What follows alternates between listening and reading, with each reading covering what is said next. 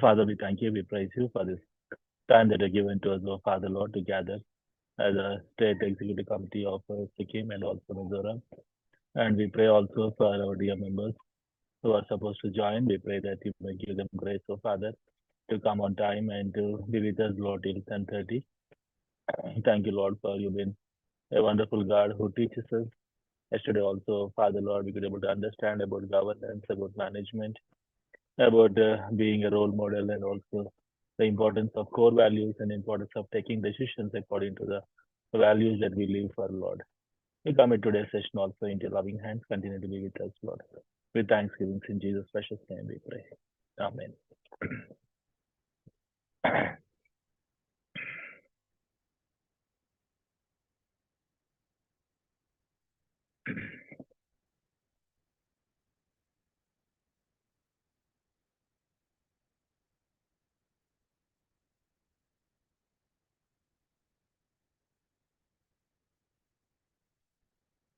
Okay. So can you see my screen and can you hear my voice? Yes, brother. Oh, thank you. Right. So these sessions will be for 45 minutes we planned, but we'll try to finish off in 40 minutes and other things. So we have now into the highly effective committee. So the important of highly effective committees in the UESI is a talk for us. So I want to just take you into a brief study of this governance and how a committee can be effectively ministering to the needs of the student community across our nation. And if you know that the need for governance is very much. For example, the United States has got 1.7 million non-profit organizations spending over 1 trillion annually. And India has got 31 lakhs NGOs or NPOs, and the non-profit organizations should operate ethically, legally, and to their fullest potential. So therefore, when you look at this enormous amount of money being spent on the governance across the world in terms of non-profit organization, there is a need for a good governance. So that is the most important thing for IOCS today. We all know that we work under the umbrella of IOCS, International Fellowship of Evangelical Students, and USI is also a part of that. We work under the umbrella of IOCS, and IOCS focus is upon the governance. So they believe that if there is a good governance, there will be the good ministry. So in the national movements, for example, in India, of because they are course, the same we place. know how the So those are the Amalan, can you please story. mute Oh, yourself? my net is. Okay, thank you. So we see that the governance is an important area which talks about how to work or how to run the non-profit organization. And today you are chosen as a leader because you are chosen as a leader on the executive committee, on the apex bodies. Not just you are enthusiastic, that you are expertise and you are experienced in your own way, but to be a member on the state committee, they are not enough. So that is why in our governance training programs, we want to take you to a higher level where you can understand that what kind of other qualities that we need to have, apart from being enthusiastic, apart from being expertise, apart from being experienced in the work that we are already doing that. And the new role demands many things. For example, there are at least 10 points. The new role on the executive committee demands from each one of us. The first one is that we need to have a big picture of the entire UESI, the work of UESI, or if, for example, the Mizoram state. You need to have a big picture of all the entire ministry that's happening across the Mizoram in all the districts. Because though we represent our districts from various districts, we represent the executive committee. But once we come to the apex body, we are supposed to think about the entire development of the state of Mizoram, not just the development of our district. Because many times it happens in the union government also, when the prime minister announces that, for example, this year the budget allocation has been done to the states of Bihar and to Andhra Pradesh. And people thought that, and people are saying, commenting that this is the union budget. Okay, union budget only taking care of Andhra and also Bihar. But that should not be the mindset of the national government. They should really think about developing the entire nation. So having a big picture is the most important thing.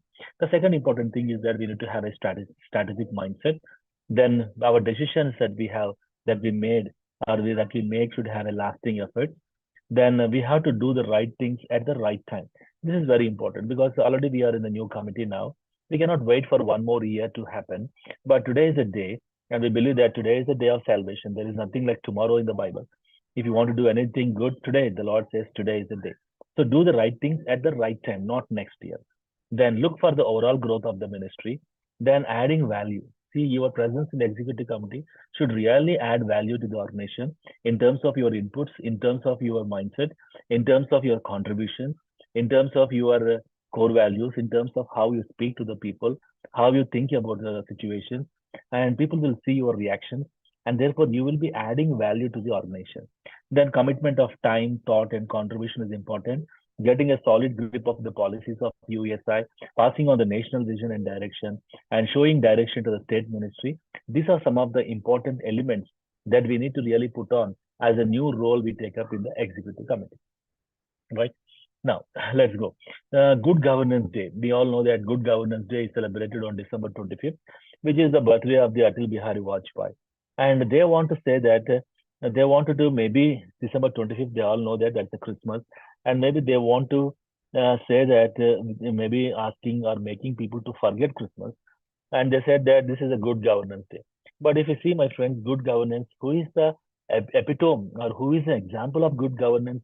It is definitely the Lord Jesus Christ, who is the example of good governance. Because the word of God says in Isaiah, on his shoulders the government shall be, and he shall really take the government upon his shoulders. So the Lord is the epitome of all the good governance across the world. So definitely December 25th, the birthday of Jesus Christ, has to be celebrated as the good governance of India. If you look at this picture, this is a governance in Afghanistan. And we cannot rule a nation with guns and bullets. This is not, we call them as the governance. And for example, if you look at this Finland, Finland is top of the world in good governance. And that's a great thing about the Finland. And some of the index focuses on 7 pillars. For example, if you look at some of the indexes in terms of leadership and foresight, the country Finland is top of the world. Then robust laws and policies, Norway is coming on the top of the world. Again, strong institutions, Finland, and then helping people rise to the occasion, Finland. Attractive marketplace, Singapore, top of the world. Global influence and reputation, France is the top of the world. And financial stewardship, Singapore is the top of the world. So if you see that this Finland is at the top of the world in terms of good governance. And USA also, we know that we need to have leadership and foresight. We need to have laws, policies, strong institutions in terms of strong departments and financial stewardship, and then global influence and our reputation among the organizations and helping the student to rise the occasion. So some of the index that we need to really think about how India as USI is making in terms of good governance. Okay. For example, in USI, we can talk about these few things. It is not an official thing. That is only because of my understanding. I just wrote these things, but you can add, you can delete also. For example, some of the parameters, effectiveness and efficiency, right? Then accountability and transparency. Then communication and confidentiality, individual roles and committee ethics, leadership and foresight, right? Relationship and reputation. These are some of the parameters that we need to see if you want to see your Mizoram state or Sikkim state having a best governance or a good governance. Look into these areas and try to understand how far you are going and how far you are doing in terms of these parameters. Okay. Now, this is a bad governance in Sri Lanka. We all know that they are unable to carry people burdens on their shoulders, and we know that the Raj Prakash, he went to Singapore, and PM House has been set on fire, and people say that go home, you cannot do it, step down, you cannot govern us, and Sri Lanka is in such a state that people say that you don't know how to govern us. So that is a bad governance. And 2 days back, maybe few weeks back also, we have seen about Bangladesh also coming, saying that they're also a good governance, and ultimately Bangladesh has proved that it is a bad governance in Bangladesh. But as we look at this Isaiah chapter 9 verse 4, the word of says, for the yoke of his burden and the staff of his shoulder, the rod of his oppressor, you have broken as the day of Midian. So people burdens are taken away from their shoulders. It is the Lord who took away the burdens from our shoulders and he put upon himself. Ultimately, he died in our place. And he is the epitome of the good governance. The Lord Jesus Christ is the epitome of the good governance. So, executive authority has been epitomized. Shoulders are a symbol of bearing rule, and he shoulders the burden of the rule. Now, as you take up the executive committee, you need to take up this shouldering in terms of you need to take up the bearing rule that all the problems in the Mizoram, all the plans that you have in the Mizoram, all the challenges regarding graduate ministry, regarding staff, regarding finances, the executive committee has to shoulder upon them, and then they have to lead the organization in the best possible way, putting the Lord Jesus Christ as a perfect model. So when we talk about governance, it is not a negative word, and governance is not people in India also in USA also say that why are you emphasizing more on governance? But we see that the Lord Himself is a good governance. He says that government shall be upon His shoulders. So He's taking up care of the entire nation, and why not we take care of the burden of the Ministry of Mizoram and the Sikkim? Okay, so as we go along, there are a few things that I know I wanted to understand, uh, or we will see. Sorry for that. This I will. Okay. Mm,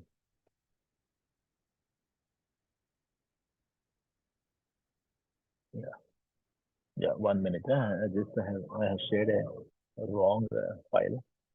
I'll try to share a new file. Mm,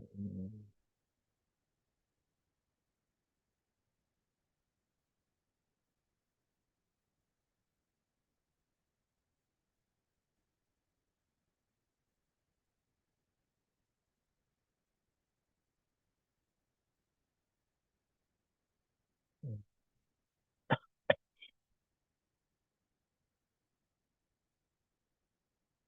Okay, then I will continue here only. No issue. Mm, yeah, can you see my screen? Not yet, brother. Oh, I did not share it. I'm sorry for that. Mm.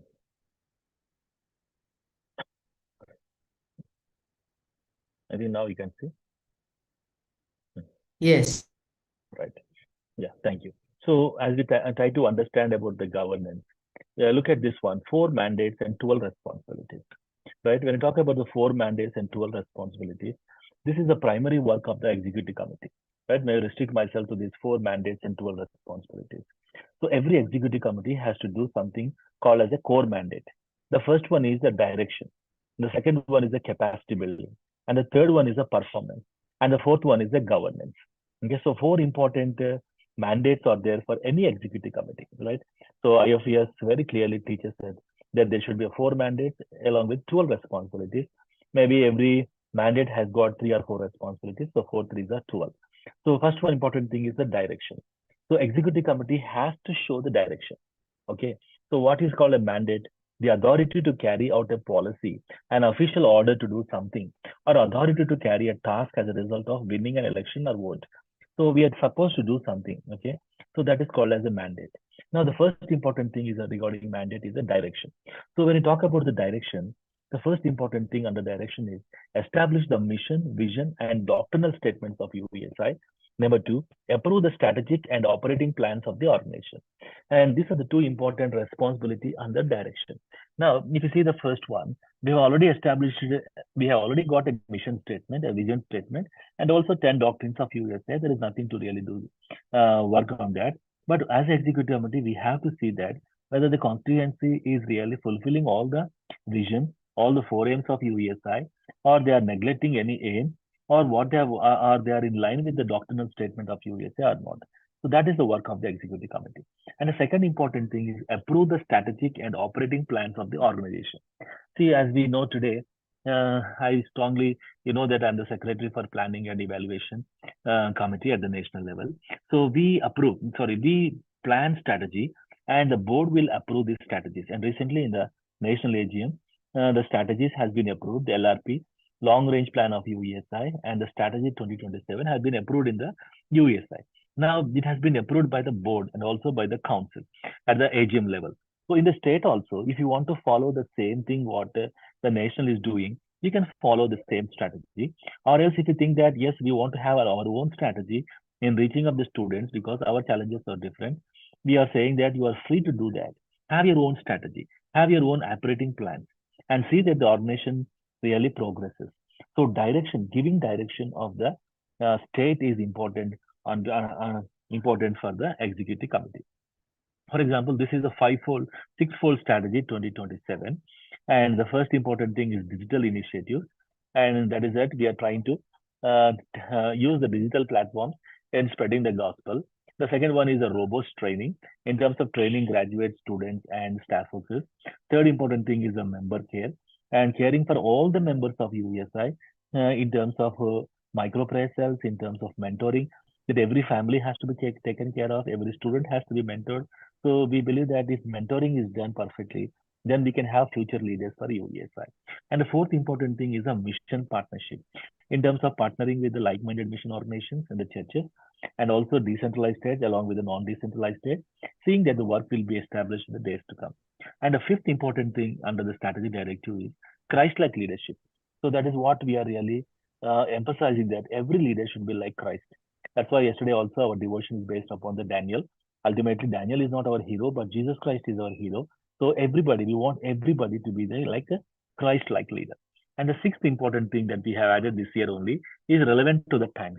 So when I say relevant to the times, we are talking about that the government has changing a lot of things like new education policy, like Citizenship Amendment Act, and a lot of things have come. And then how to really face all these changes, how to really cope up with the changing times. That's the beautiful thing, and we are working on that. And the other side of the coin is about the relevant to the times in terms of students, because students are also, we know that today the suicide rate has increased a lot. For every 1 hour, one college student commits suicide in this great nation. So one day, 24 students are committing suicide. So this is the cry of the student. Loneliness is one issue. Then the smartphone technology and addictions to those things. These are some of the things that people or students are struggling. So we have to be relevant to that time. So this is a six-fold strategic directive that we need to understand, and we request the Mizoram state and Sikkim state also to plan accordingly your annual plans according to this six strategic directives. We have got the Excel sheet also where you can see about the what are the action items that you have to take care at the state level and also at the local level. Okay, so direction. Basically, what we're trying to talk here is that EC has to show a direction. At the national level, the board has to show a direction to the entire nation. And at the state level, the Mizoram or the Sikkim Executive Committee has to show the direction for the entire ministry. For example, this is a protect and preach. This is USA's Telangana's heartbeat. So we have the state of Telangana. They said for 2 years we will have this one, that we are going to protect all the youth students in terms of mentoring, and we're going to preach, use all the methods to preach the gospel to the student community. So protect and preach. That was their past criteria or a trust area for them. So whatever it may be the state. You can follow the national, or you can have your own direction. It all depends upon the executive committee, but you have to show the direction to the world. And the second important thing after direction is the capacity building. Capacity is very, very important for the state executive committee. What I really mean by capacity building: recruit suitable staff workers and coordinators, evaluate performance of staff with needed support, ensure that the organization has sufficient capacity and resources. So it's all about capacity building the staff, building the coordinators, then evaluating the performance, and also ensure that the organization has sufficient capacity and resources in terms of graduates, in terms of finances, in terms of resource centers. That you need to see that there will be sufficient capacity. Okay. For example, support staff for good output. And see some of the issues, some of the gadgets that staff need to have today, as a laptop, as a right. Then some of the things are there that we have to see that every staff has got this kind of a gadgets, which are very essential for the ministry. In some states, what they do is that they give 50% and they ask the staff to bear the 50%, so that it will be the property of the person. So that is, I think that's a good thing. But some people said that it is not 50-50 because you may buy a laptop for 1 lakh. They cannot give you 50,000. So they said we'll give 20. You also Put 20 or 30 or 40, up to you. But the state will give only 20,000. So like that, according to your financial needs, you can look at that. You're going to support the staff for good output. Then capacity and resources. In terms of developing potential graduates, list of the prayer partners, improvement of monthly magazine, sending receipts on time with thank you letter, communicating the needs of the state, list of the potential resource persons, maintaining a good state office, 100% participation by the state leaders in personal giving, see that the state treasury is running on surplus all the time, sufficient resources for recurring and non-recurring expenses at the state level. See how much we have to do. This is the responsibility of the executive committee, not the responsibility of the state secretary in charge, but this is the responsibility of the entire EC because you are there. You have to build the capacity of the organization in terms of finances, in terms of graduates, in terms of office. A lot of things are there for you, capacity building. And as you know, this is a thrust area for 24-27 USA thrust area. Our thrust area is equip and enlarge. Right? When you say equip and enlarge, we're saying that deepening the roots and widening the witness. Okay. So our roots have to be very strong because a changing context is very crucial for us. So when we are thinking about the changing context, our roots should be very, very strong so that we can stand against every tide. And as we do that, we need to widen the witness also. We cannot simply say that we cannot proclaim the gospel, but using the wider, because the command of God, the Lord is very clear for us. Go and make disciples of all nations. And therefore, we need to widen the witness, right? So therefore, we need to equip ourselves to stand deep, and the roots should be very strong, and also enlarging the ministry. So this is a thrust area for 24-27. And I request all the Mizoram and the state committees to plan your annual conferences or your programs according to the thrust area so that you can really see the progress. So we who should take care of all these things? Definitely it is the executive committee in terms of directing, in terms of capacity building. Now, now we also think about the objectives, set objectives to do evaluation. Right? For example, appraisals are very important for us. Appraisals for every staff worker, right? Spiritual and also job knowledge. And talks about the spiritual, we're talking about the leadership qualities, interpersonal relationship, and job knowledge in terms of major achievements. So if you really can do the performance appraisal of the staff, they will be motivated to do better in the next year. So many times we do the appraisal and we don't give them the feedback. That's happening because of the number of staff have increased a lot. But it is up to the executive committee to see that all these evaluations are done and also all the staff are being appraised and appreciating and also making them to grow in the Lord. Then the other thing is about the performance. Under the performance, there are at least 1, 2, 3, 4 points. When I talk about the performance, it is the responsibility of the executive committee to look at the performance of the people. For example, provide financial, organizational, and program oversight, right? In terms of approve the budget, audit, running the organization and establish the budget. Okay, look at the budget always. Then establish accountability, ethical legal conduct in terms of policies and procedures in written form. Then monitor, strengthen organization image and reputation because this is very, very important for us. EC members should maintain public relationships, designate one person as EC's voice if needed. So we need to monitor, we need to strengthen, and we need to give the organization the image and reputation. And we have to see that the organization reputation is not maligned by any of the staff or the graduates or the students. And the ninth important thing under performance is ensure programs fall in the mission boundaries, achieving results. So quality and the cost effectiveness of the program. So who will see all these things? It is a responsibility of the executive committee. Look at the performance. And the individual ICUs and EGF cannot say that we are autonomous and therefore we will not tell you anything what is happening. Of course, they're autonomous in functioning, but they're not autonomous in terms of performance. And executive committee has to really see whether each individual ICUs and EGFs are falling in line with this UESI or not. So executive committee has to really take this into consideration. And the fourth important thing, the first one we talked about, what is that? We talked about direction. Second one about the capacity building. Third one about the performance. And the fourth one we're talking about the governance. When we talk about the governance, there are three important things I want to make it clear for you. The first important thing is recruit new committee members. See, second line leadership is very important for us. So you see that your EC composition and tenure, right? Where you can see that the president remains for 4 years and secretary. See, not everybody should go at the same time out of the committee. So one person should go out of the committee and So we see there should be a cycle, there should be a rotation. If all the president, secretary, and treasurer goes out of the committee at the same time, then the new person will doesn't know what to do. So we should be very cautious in terms of recruiting the new committee members and in terms of second line leadership. Then the 12th point is that regularly evaluate committee performance. So it is not just establishing the state executive committee, but we need to evaluate the performance of the committee. For example, I will give some of the questions. See, there are at least 15 questions. Implements a robust evaluation of committee members' performance. For example, there are 5 questions, and each has some options. The first option is not at all descriptive, somewhat descriptive, mixed one, very descriptive.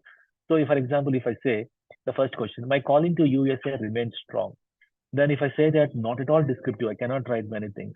That implies that my I'm a very I'm not interested in the Ministry of USA. But if I say very descriptive, if I can write 2 or 3 pages saying that yes, my calling to USA is remains strong, that implies that you are very strong in terms of calling. The second question. I am excited about the state committee today as a when first joined. The first year everybody will be excited, but the second year people's excitement comes down. So can you say that yes, I'm very descriptive. I can enjoy that. See, that's what we are going to see. Then my colleagues on the committee evaluate me as a positive contributing person. Those who know me will say that serving as a committee member is my top priority. I remember the other states, Rajasthan, I said, but this is about the Mizoram state. Sixth point. I regularly pray for SSIC committee members by name. That's a great thing. I serve as an ambassador and advocate for national and state movements. I regularly support state movements financially as I'm able. Yes or no? Very descriptive or somewhat descriptive. I make every attempt to attend all committee meetings and rarely miss them. That is very important. Once you are in the EC, you should never miss any executive committee meeting because you are called for that. Because not everybody can be a part of executive committee. Only few people are chosen. Therefore, we should not really miss out any committees. I strongly know my role in committee and minimize inappropriate conflicts. Then some of the questions. I read all the material I receive from SS office. I'm investing time to stay current with the issues. I feel and act as a part owner of the ministry, saying that yes, I'm a part owner. We know that God is the owner, but God has given me that stewardship is there, that I'm a part owner. And I regularly think about effective ways to grow our ministry for the future. So these are some of the evaluations that we can make as a individuals, as a body of executive committee also. So this is what I want to share to you in terms of four, four mandates and 12 responsibilities. Okay. Uh, I believe that you understood these things. The core mandates in terms of 4 mandates, the direction, the capacity building, the performance, and also the governance. And under each thing, we have 2 or 3 points. So all put together, this is the most important thing for the executive committee as you really govern, as you take care of the Ministry of USA in Mizoram and also in Sikkim. So I'll stop here. We'll go for the next session. If anything is there, I will share in the next program.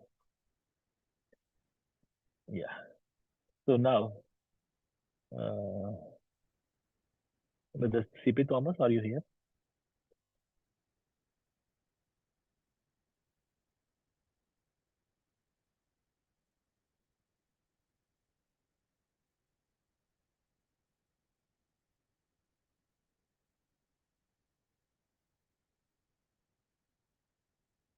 Not yet 18. No, not yet, I think. Yeah, I told him 9:15, but okay.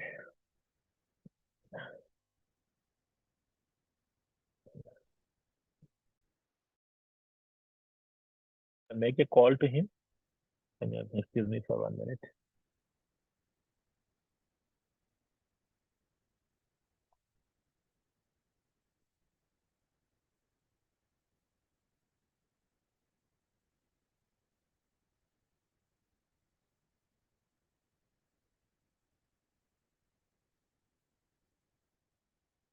Yeah, brother, are you joining? I'm here already. Oh, which one is it? Oh, okay. Yeah, I'm done. Yeah, I'm joining. yeah. Thank you. Nice. Okay, brother CP Thomas will be joining. He'll be talking about the state compliances. I requested him to take both the sessions today only because I'm unable to speak for a longer time. So he'll be taking both the sessions today itself. So if you have any questions also, you can ask him. Our session will go till 10:30, 1.5 hours.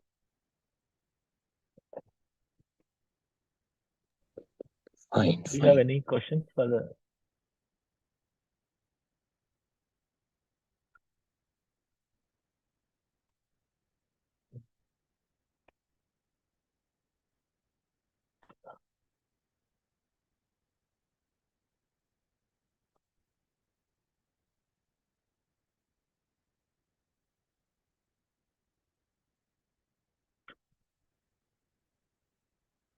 Yeah, the CP Thomas had joined.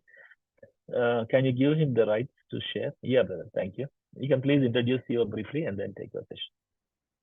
Thank you, brother. Yeah, good evening, all of you. My name is CP Thomas. I work as an engineer in a factory in Jharkhand. I am based in a place by name Dumka. So happy to be in your midst. I think we are already late in the evening, so I will try to complete as early as possible. Our treasurer, Brother Vinod, was also supposed to join. Has he joined? I don't see that. Okay. Yet. I will call him. Yeah. Actually, I told him 9:15. Maybe he's waiting. If you can inform, Okay. I've sent the link to him. Maybe he can also join.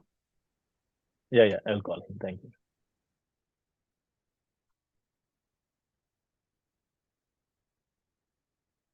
Can you give me the share option, please?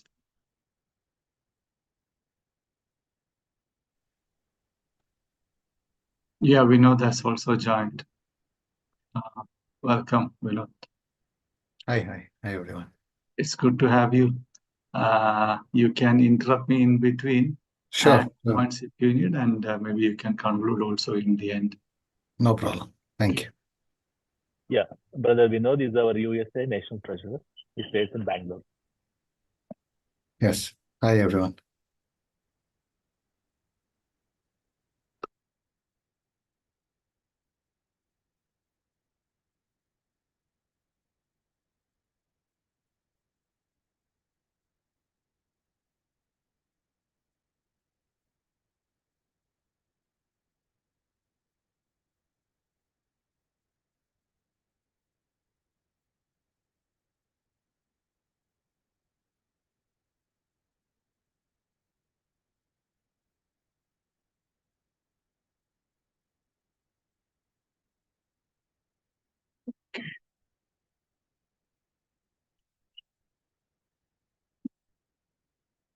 Yeah, are you able to see this?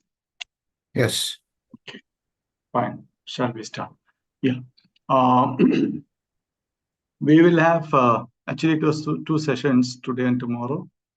But we will try to cover both these sessions this evening itself.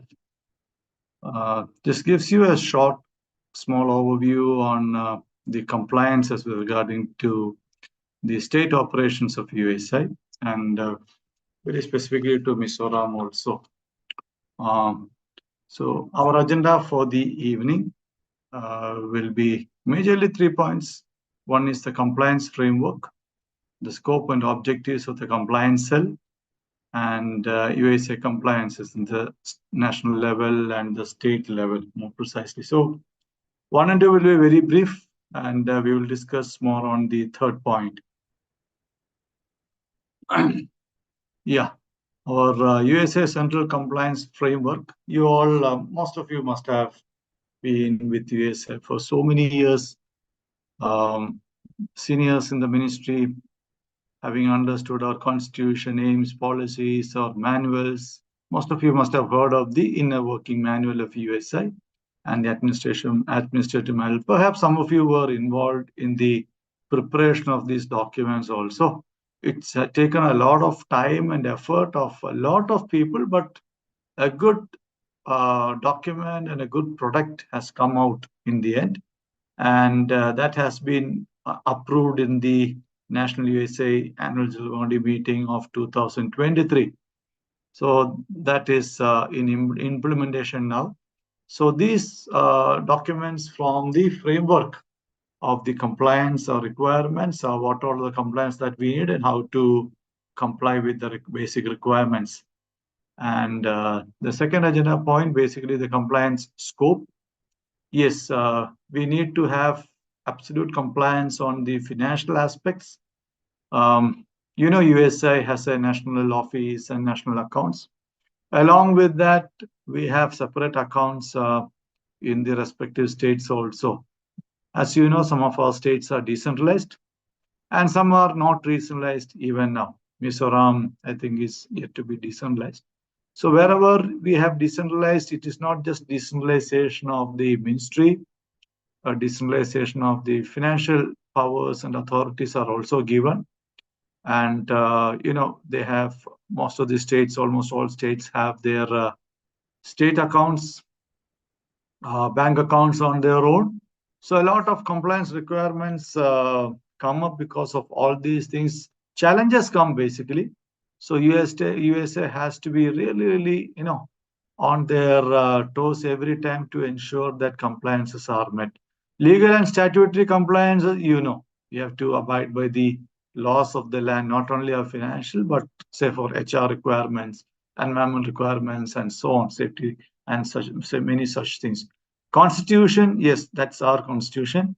We have to comply with all the the scope of the constitutions, the doctrines, the core values, and the distinctives of USA, which are very well known to us, and we have to abide by all these things. Inner working manuals and policies and procedures which we have written down and approved, yes, once we commit to it, then we have to comply with. So the moment we hear about compliance, we feel it is only financial compliance. No. Apart from financial compliances, there are a lot of other requirements also with regard to our ministry and organization. So, of course, financial compliance is the major one. But along with that, when you say compliance, yes, we have to be legally compliant. All statutory requirements have to be met. Whatever we have decided for ourselves in the constitution, the doctrines, the core values, and so on, we have to comply with that. The procedures and the directives which are given in the inner working manuals and policies and procedures, we have to comply with those things also. So it goes much beyond financial, but we will be more or less focusing on the financial compliances in this session. As I said earlier, we have a national unit, that is the National USA. We have a lot of decentralized states and a few non-decentralized states. Apart from that, we have ministries in the local level, the local EUs, ICUs, CGS, and they also have, several of them have their own bank accounts, they have their own committees, and they decide the ministry for themselves. So integrating all these things and compiling and presenting before the government and the statutory bodies is a great challenge for the National USA office. And unless each and every local unit, be it the local EU, EGF, or the non-decentralized state level and the decentralized states, if we do not properly support the national ministry in properly presenting to the statutory bodies and the government bodies, they will fail because they are just an office and a group of people. Ultimately, the ministry happens at the field level. That is where the responsibility of the state and the local units become very, very critical in compliance for the USI. With regard to compliance, you can, earlier I was saying from the national, state, and the local bodies.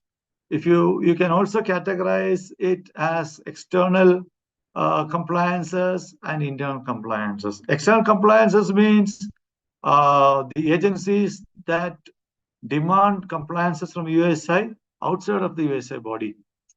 For instance, Income Tax Department of the government, they demand some compliances, that is external body. Tamil Nadu Society, we are registered under Tamil Nadu Society, so all the requirements of that society, register of societies, have to be complied with. The FCRA foreign contributions, we have a separate account for that. And we have to, when we have that registration, yes, we have to meet the requirements of FCRA also. There will be compliances with regard to state government and the local governments, municipalities, and so on. We have to comply with that also. When you say internal, yes, inner working manual is something that we have written and decided together, saying that yes, we will comply by that. Inner working manual is there.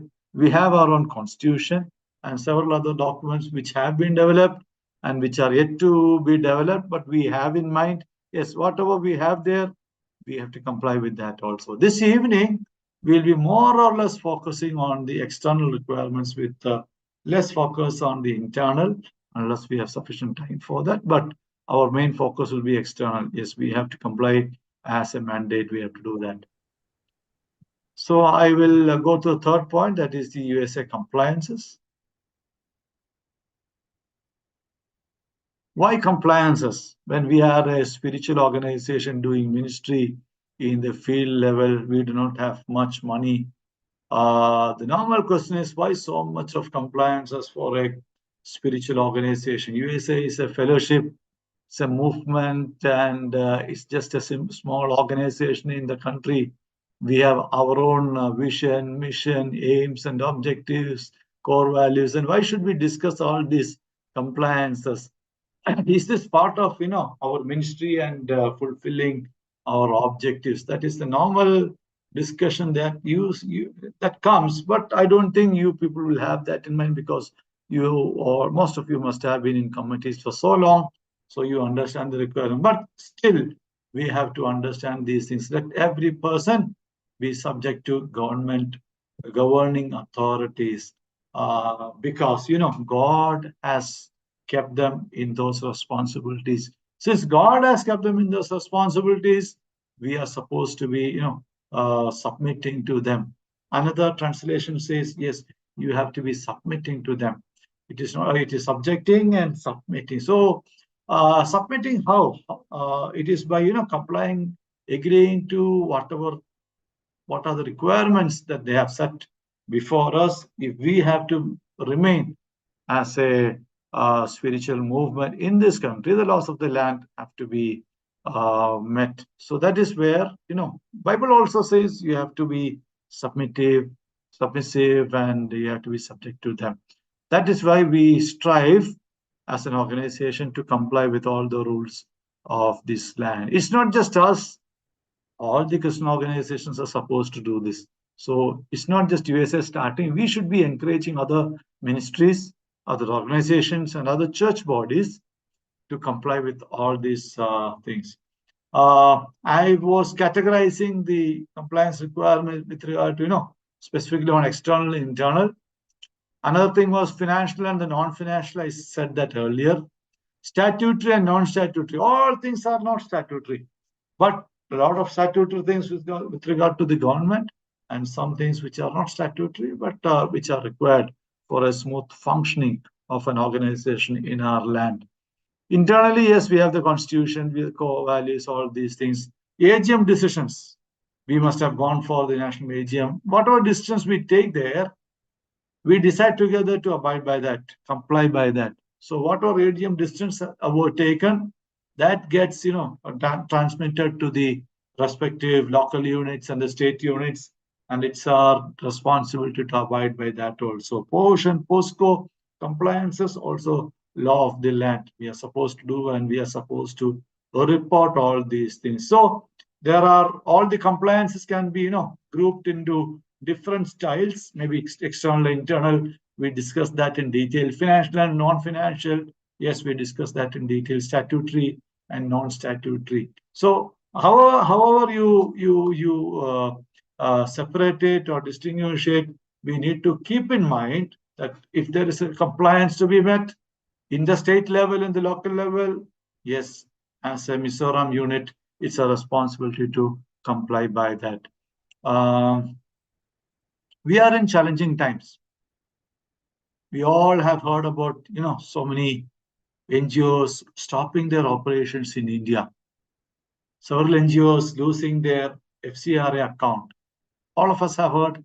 Where did it all start from?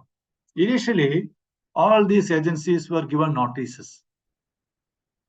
Churches were also given notices. They were asked to explain why they have made their accounts like that. When they were not able to explain their own accounts, which they have submitted to the government, sometimes government stops their FCR account. Sometimes because they don't have money for themselves, they have to stop their operations also. Many organizations come to your mind at the moment. Yes, churches' names also. Let USA not fall into that list at any time.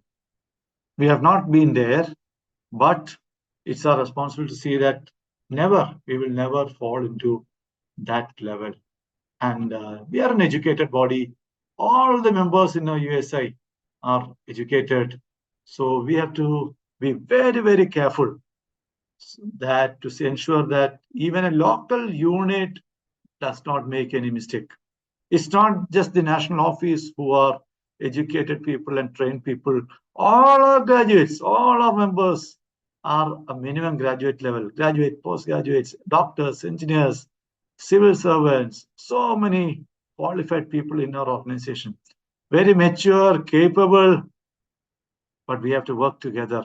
It's not because we don't want compliances, but compliances take a lot of effort, time and effort. So we have to work with the organization, with the movement to ensure that we do not lose our FCRA or 12AB registration. And we do not stop our ministry because we are unable to work or because we are unable to, comply with the laws of the land.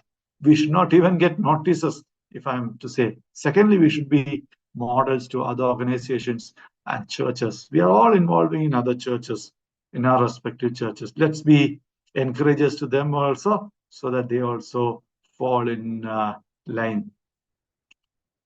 Mizoram, just a few things very briefly about Mizoram. One of the main things was the bank account linked to the national PAN. And I'm so happy to hear that Mizoram has started their new bank account with the National USA PAN. So the major problem has been resolved. Thanks and congratulations to the entire team who worked so fast, quickly, and made it happen. I think with that, all our state units are getting covered now. Now, the normal work starts actually now. We have our accounts that is linked to National USA PAN. So your accounts also automatically gets reflected through that PAN. So all the compliance requirements have to start. And that's a good time to start also. National USA will be giving all support. For the Rajesh is also planning to travel to Mizoram if possible at the earliest and be with you all and help in whatever small or big areas. National USA is always ready to help. The office is always, all the people there are very willing to help in whatever way. If you need online, they are ready online. If you need their physical support, they are ready to come over there and help. But somehow we have to ensure that when you have started well, we continue also well. So when to start accounts, how to start writing accounts, how to give a receipt, how to make a payment, all these things can be quickly discussed, resolved, and started well, so that by March, we will be truly a compliant organization in all respects. Books of accounts and auditing, this has not been linked. We have not actually incorporated the Mizoram Accounts International, which will happen from this year. Coordinators to be enrolled in EPF. Yes, that's a small thing, but that can be very well done by Mizoram now. We'll go on to external compliance. There's 3 major external compliance requirements. 925, yeah. One is IT returns. We have to submit our IT returns for the organization by September last of every year. As you know, for personal income tax, it is July end. Like that, for organization, it is September end. As I said earlier, we are registered with the Register of Societies in Tamil Nadu. And we have to submit all our documents and returns to the Register of Societies within 1 month of our National Annual General Body meeting. And also in case of change of office bearers, we have to inform them. within 3 months or so. Third is our FCRA account and filing and returns by December of every year. These are the major things we have to do, apart from the general things that we have that we will discuss later. But 3 main things where a lot of support is required from the state units, we will discuss slightly in detail. One is income tax returns filing. Yeah. All these things are under to Caesar, the things that are Caesar's, and we are supposed to pay our taxes fully and on time. So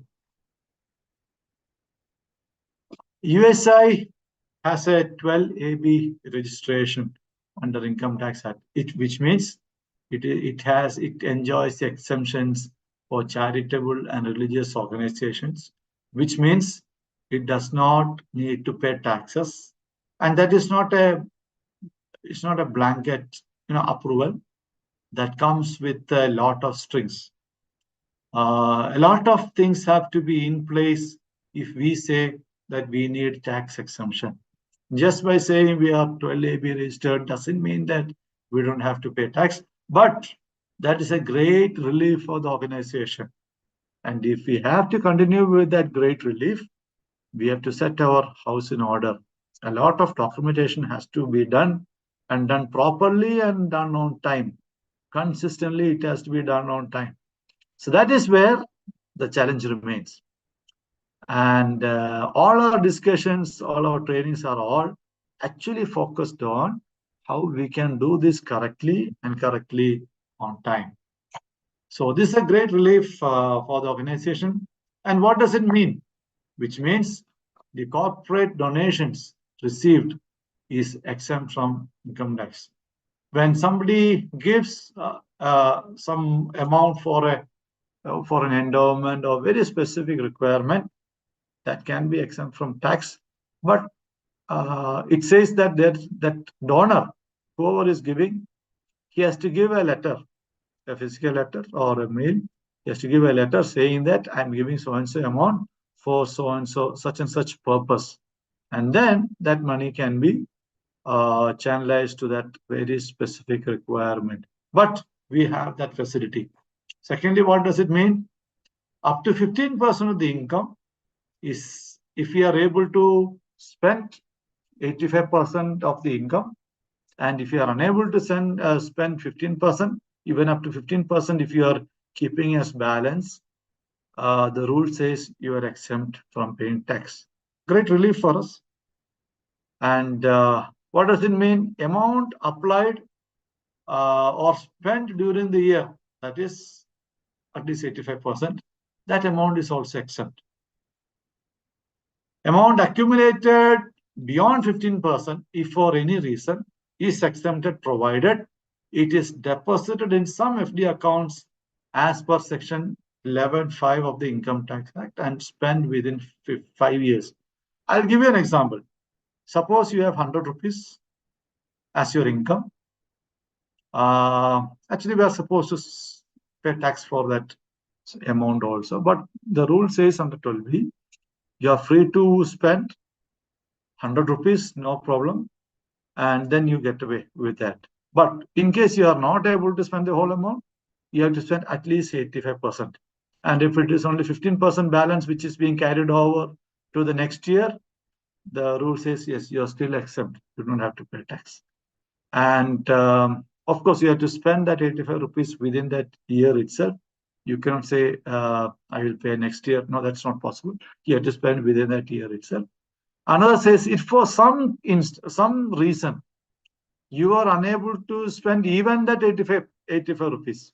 I had 100 rupees. I was supposed to spend at least 85 rupees in this year. But for some reason, I am unable to spend even that 85 rupees.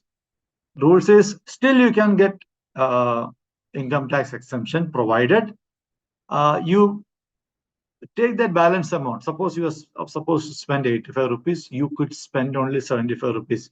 So 10 rupees is there. That 10 rupees, you have to park it in some FD as per the section 11.5. If you are able to do that, still government says, rule says you are exempt from tax. So don't you think that it is a great relief? Yes, it's a great relief. But what does that mean? It means you have to be very judicious with how you spend your money and how you write your accounts and how you deposit your balance.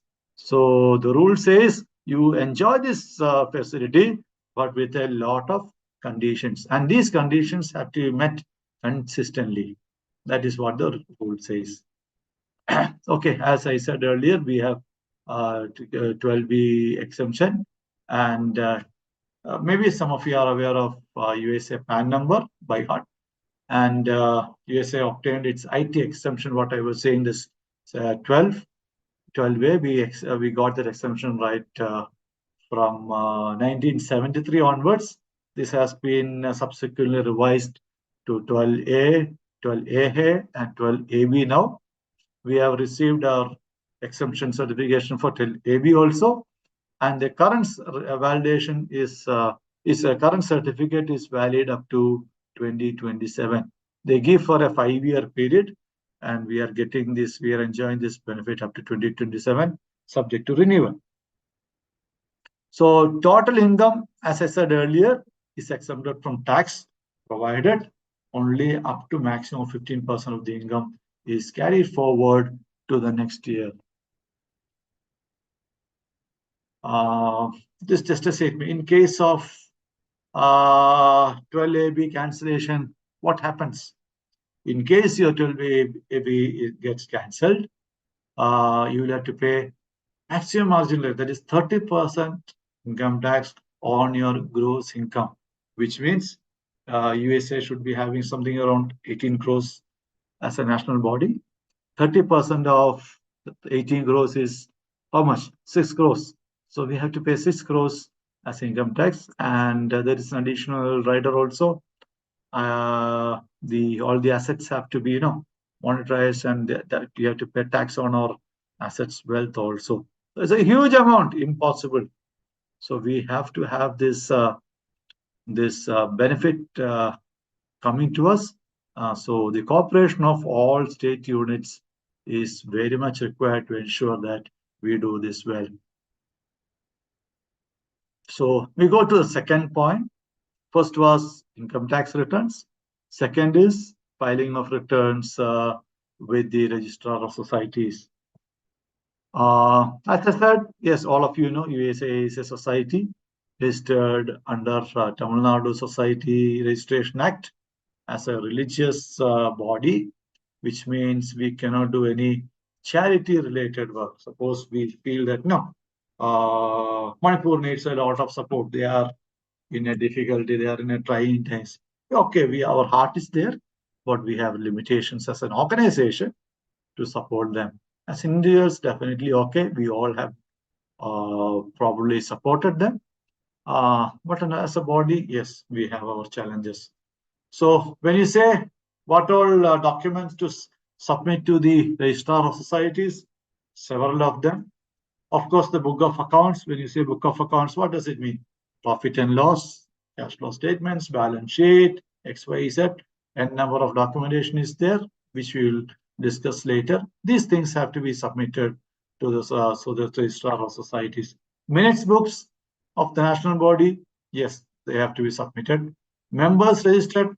When you go for the national agent, you must have seen we all signed on the membership register, participate, all these things. Yes, they have to be submitted. That is why people run and somehow ask you to sign, sign on the register, ensure that all the participants signs on that. Governing body members registers, what do you call the board members, all these things. All these things have to be submitted to the Register of Societies. So we go to the third point, FCRA. And when you say foreign contributions, we have an FCRA account also. And what does it mean? Foreign Contribution Registration Act 2010, which it's an act of parliament.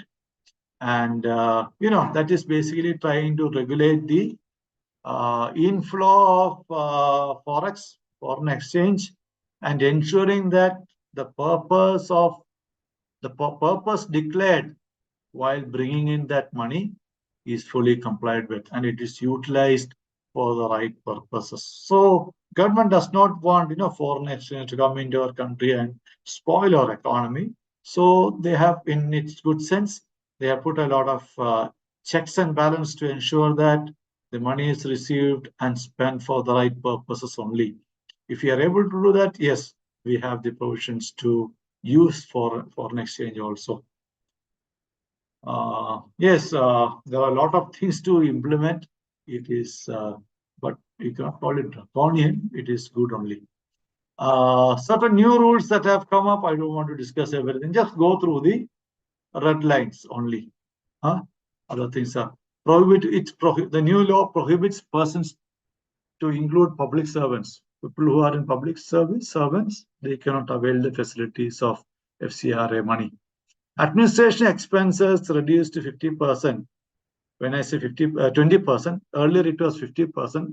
Suppose you got 100 rupees from as forex money, you could use 50 rupees for administrative charges and 50 rupees for its meeting the objects. But now they said 80 rupees have to go to the specific objective, and only you can use maximum of 20% for administration purposes. Mandatory Aadhaar for board members, all these have to be submitted. And our receipt of foreign contribution has to be, foreign money has to come only to one bank account in the country, and that is State Bank of India, the Delhi branch, New Delhi branch only. So all the FCRA accounts are operated from one bank.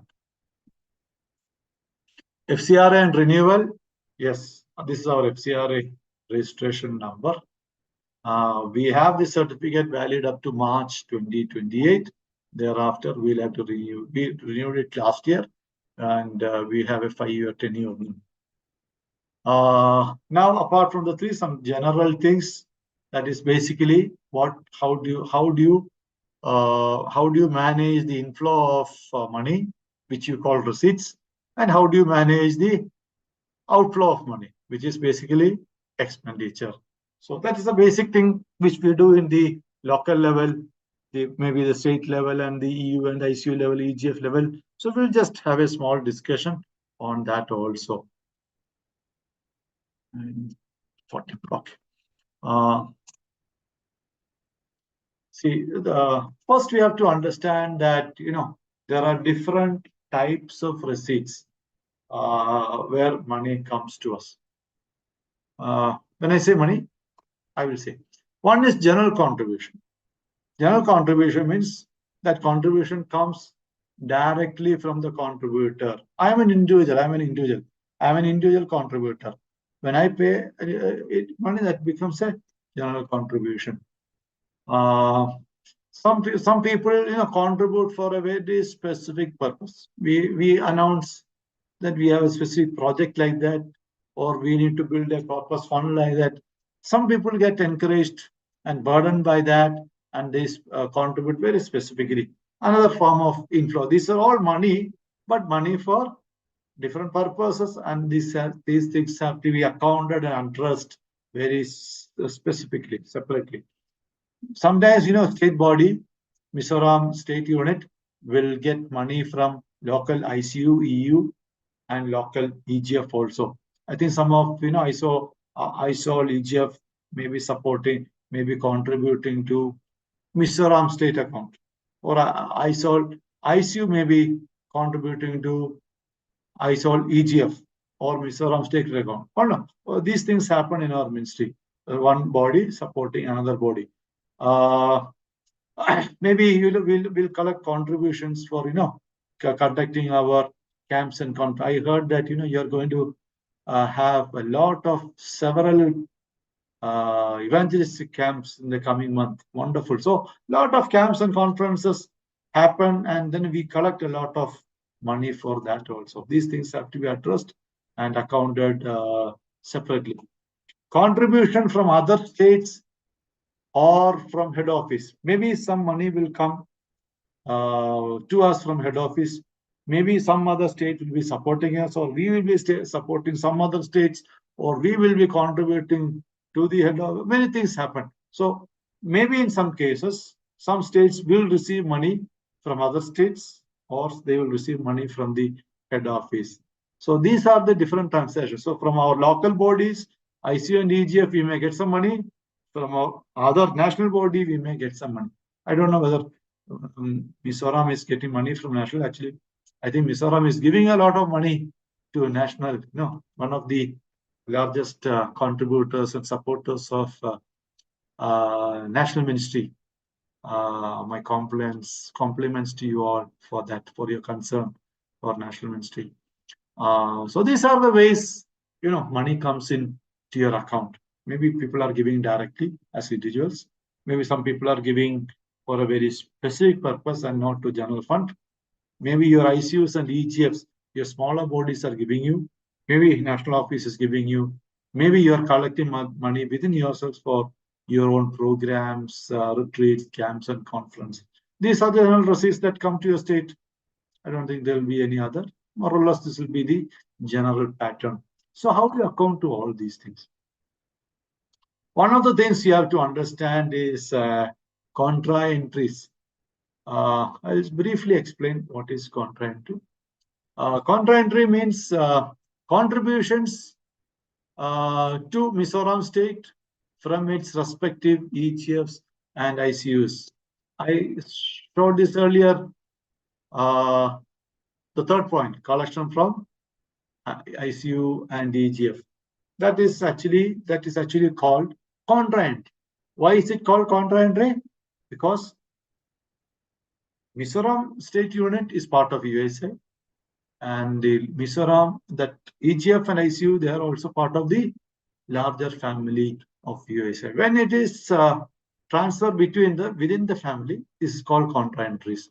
Contribution to national from state. Mizoram is supporting to national. That is all within the family. So that is called contra entry. Contribution to other states. I don't think Mizoram is doing that, but there are a few states which support the weaker states within the USI itself. So a stronger state body supports a needy state in another location. So contribution from one state to another state. That is also within the family. That is also called contra entry. Just to give an example, Amar and Seema have a son and daughter living in Mumbai. And Amar, the father, earns 50,000 rupees. And Amar gives 30,000 to Seema. It's a story. Good husband gives majority of his money to wife. Very good. And wife is also very generous. Mother gives 10,000 rupees to son and 10,000 rupees to the daughter also. So Amar has 50,000 rupees. Seema has 30,000. Son gets 10,000 and daughter gets another 10,000. What is the total income of the family? It could be 50 plus 30, 10 plus 10, 1 lakh. But actually, two answers. One is 1 lakh and one is 50,000. Which do you think is the right answer? The right answer is actually 50,000. Why is it so? It is because Amar is the person who brought the money into the family from outside, and he gets 50,000. The 30,000 given to Seema is within the family only, from the unit only, from the 50,000. And the son and daughter got a part of that 30,000. When the son got 10,000, Seema lost 10,000. When the daughter got 10,000, Seema lost 10,000 within the group itself.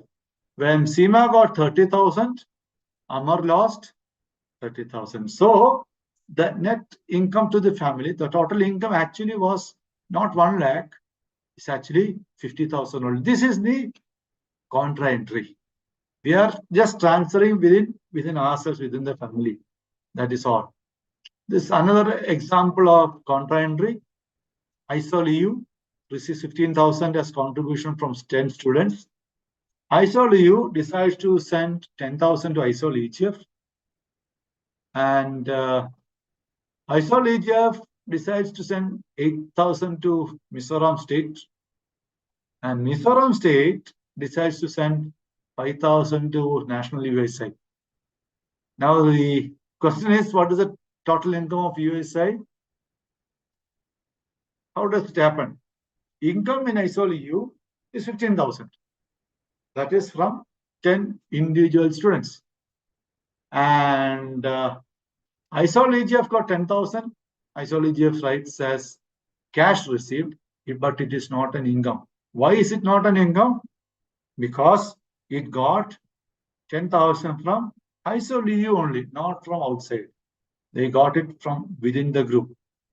And the Mizoram State Unit writes 8,000. They got 8,000, but it is actually cash received and not as an additional income. The actual income was 15,000. That's the first line, 15,000 for ISOLEU. And USA National shows 5,000 as cash received and not as income. The income actually was to the organization. The income was actually the initial 15,000 only, and it is not the 10,000 or the 8,000 of the fund. When it is the transfer within the family, it's called contra entry. Some points to remember as treasurers or as committees. Please try to keep this in mind. Encourage all your members to transfer money online. Online means it could be net transfer, UPI transfer, check, whatever, which means not as cash. Whenever they want to give money, encourage people to make it 100% if possible, 100% by some bankable document, some money document only. In some instrument has to be used other than cash, so that the transaction becomes very transparent. So please try to avoid or minimize the cash transaction and go for 100% checks or online transfers. Today, UPI, all of us use UPI. Even for 10 rupees also we use UPI today. If that can be done, very good. If online transaction other ways, very good. And now the second point is a mandatory requirement. Who are, all our contributors have to give their PAN number. If PAN number is not possible, Aadhaar number. If Aadhaar number is also not possible, some document, maybe voter ID card or driving license, whatever. Some of our graduates, unfortunately, even now, they are very, they find it very difficult to share their PAN or Aadhaar. But these things are given to everybody today, even for a small SIM card, from a local booth or shop, we share our Aadhaar. I don't know why, don't be worried why when we give to USI, because this is a statutory requirement. It's not because USA wants to use that for some other purpose or file it and keep it. It's a mandatory requirement under Rule 17AA, where we file all these returns. So when it is mandatory, let's not put USA into difficulty. When somebody contributes, we assume that they will be generous enough to share their PAN number also with us. If somebody does not have PAN, no issue. Aadhaar number will be there. Somebody does not have Aadhaar, maybe they will have a voter ID anyway, or a driving license, anything. But as much as possible, because today Aadhaar and PAN are linked only. As much as possible, if you have PAN, that is good only. Okay, issue receipts to donor stating the purpose at the earliest. So, in our manuals, the guideline is, if possible, try to give the receipt on the same day. Today, everything is online. You can also know when some money comes into your bank account. You also come to know quickly. If possible, the day you know it, try to make the receipt for that. How to make a receipt, vouchers, everything, National USA will support, not an issue. All the standards will be shared with you. They'll help you in how to develop it, where it start, numbering, everything will be supported by National USA whenever you need it. So 3 things, as I said earlier, online transaction, minimize or eliminate cash transaction, or ask all your supporters, just keep a table, an Excel file, contributor's name and Aadhaar number, keep it, and issue receipts promptly. And that will build a lot of confidence on the donors, saying that when I give to USI or Mizoram unit, I get a receipt very promptly. We all give to other agencies and bodies and all. No? At least some organizations we may have come across where they don't care to give the receipt. And we cannot go and ask them. Let USA not be such an organization. Let's be an organization who gives receipts and receipts promptly, very quickly. Keep this in mind, people who handle money and treasurers and office bearers and office people. All receipts are not income. All receipts are money, but they are not to be categorized as income. What do I mean by that? 2 things. One is fund received for general purpose or staff use is income, whereas fund received as a return of loans and advances is not income. I'll give you. Somebody gave me 100 rupees, so that is an income for me. Tomorrow, I give 20 rupees from that as an advance or a loan to some other person. And 2 days later, he gives that 20 rupees back to me. That is not an additional income. What was our income? Income was only 100 rupees. This 20 we gave and he gave it back, that's all. So we should not write it as an income. It is not an income. It is just a fund. Money has come, but money is not an income to the organization. It is just a return of the advance or the loan that we gave earlier. Do you understand that philosophy? 100 rupees was the income initially. Yes, that is an income, declared income. When we give us for a small time to somebody and they give it, return it, then don't again include as income. Then actually our income becomes 100 plus 20, 120, but that is not correct because we have given out 20 in between earlier. So all receipts of money are not income. So let us learn to properly categorize what is the income for the organization and what are the receipts. That will be slightly different. Personal versus USA bank accounts, whether we can use our personal bank accounts or USA accounts. Using personal accounts for receiving for money from graduates and payments to state and national. What is our suggestion on that? It's a risky practice. It's a risky practice. Completely avoidable, maybe, but at times may not be also. But keep in mind that using our personal accounts for collecting money from here and there, it's a risky practice. EU and EGF without USA PAN, bank accounts can use state USI bank accounts, which means we have our national PAN, all accounts linked to that. Some of the EUs, ICUs, EGFs also have their own accounts.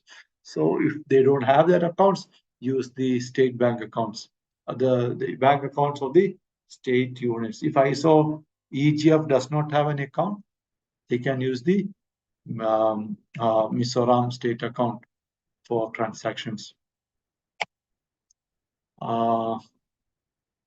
If you need a new bank account, the state executive committee or the finance and administration department may recommend the need of the bank accounts for EU and EGF, and national will ensure that these things are done. Now we're going to see 2 circles, and what does those circles mean? Do you see a small circle in inside and a big circle. When you closely look at the inner circle, that is a USA bank account with the USA PAN number. All the expenses and the cash received and the payments made using that bank accounts that form part of the financial accounts, final accounts of USA. But as we know, a lot of our camps and conferences and programs happen without giving proper receipts. We pay money and then the camp and conference happen. But what is the consequence of that? Our small programs where a lot of money is involved is not actually coming as part of the accounts. So that is the major chunk. So our endeavor is to increase the size of the inner circle, slowly intrude into the outer space and ensure that we have only one circle. When we have only one circle, what does it mean?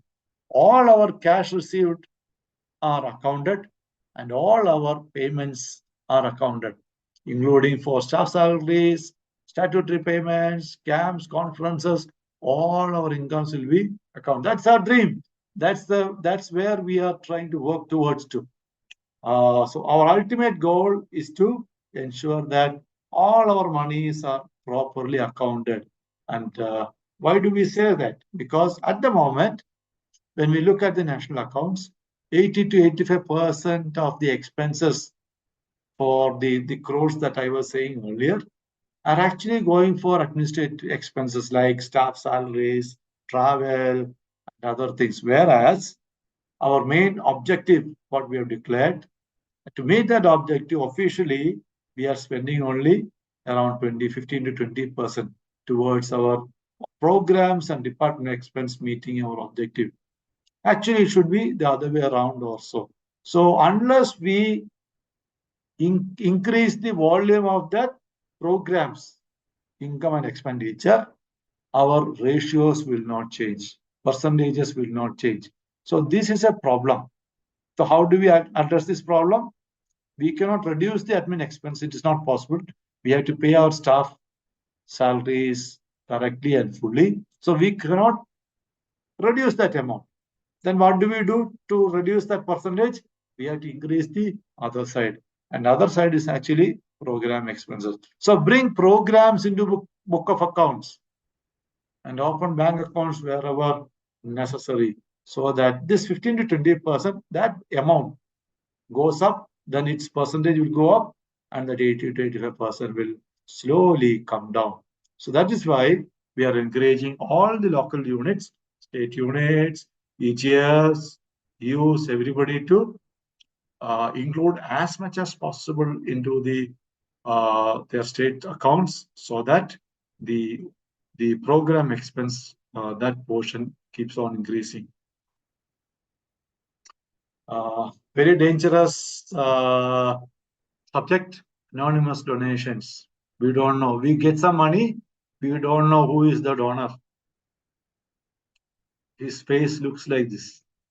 That draws a major suspicion from the Income Tax Department and Ministry of Home Affairs as to the source of funds. When somebody is giving us money and he does not want to reveal himself, the government does not understand whether we are purposely hiding his identity. And the government does not know for what purpose he is actually sending this money. That is a great area of suspicion, anonymous donations. So it is our responsibility also as the recipient of that money to ensure that the whereabouts, the identity of the donor is revealed to the as per the requirement of the government agency. Potentially, the anonymous contributions can be taxed at 30%. Okay, it is as good as just money coming in.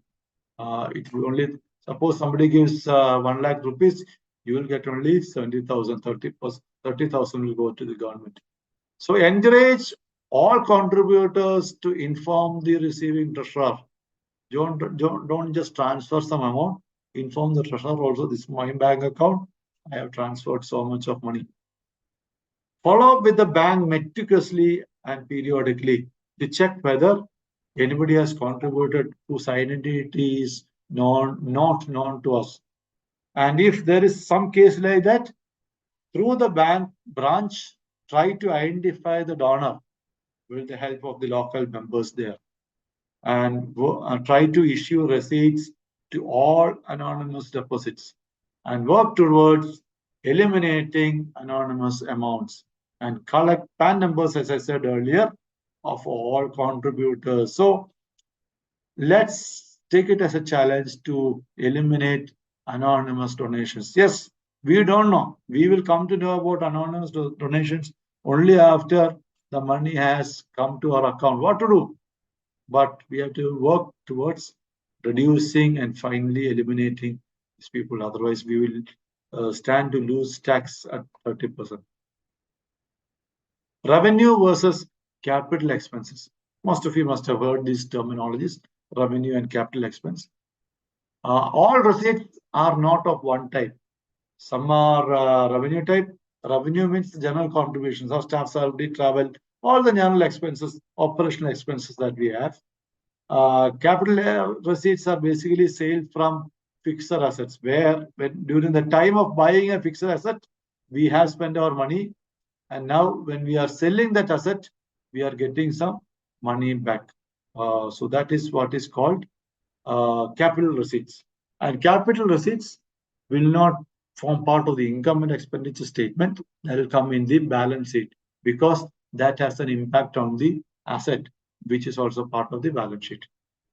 Another thing, very important thing related to foreign contributions: do not accept any contributions from outside India without first discussing with USA National Office. In simple terms, please, if you have any foreign FCRA contribution, foreign contributions from Mizoram, please ask the donor to kindly inform National Office. Or if you are coming to know about it, please inform the National Office immediately, if possible, even before the contribution is being done.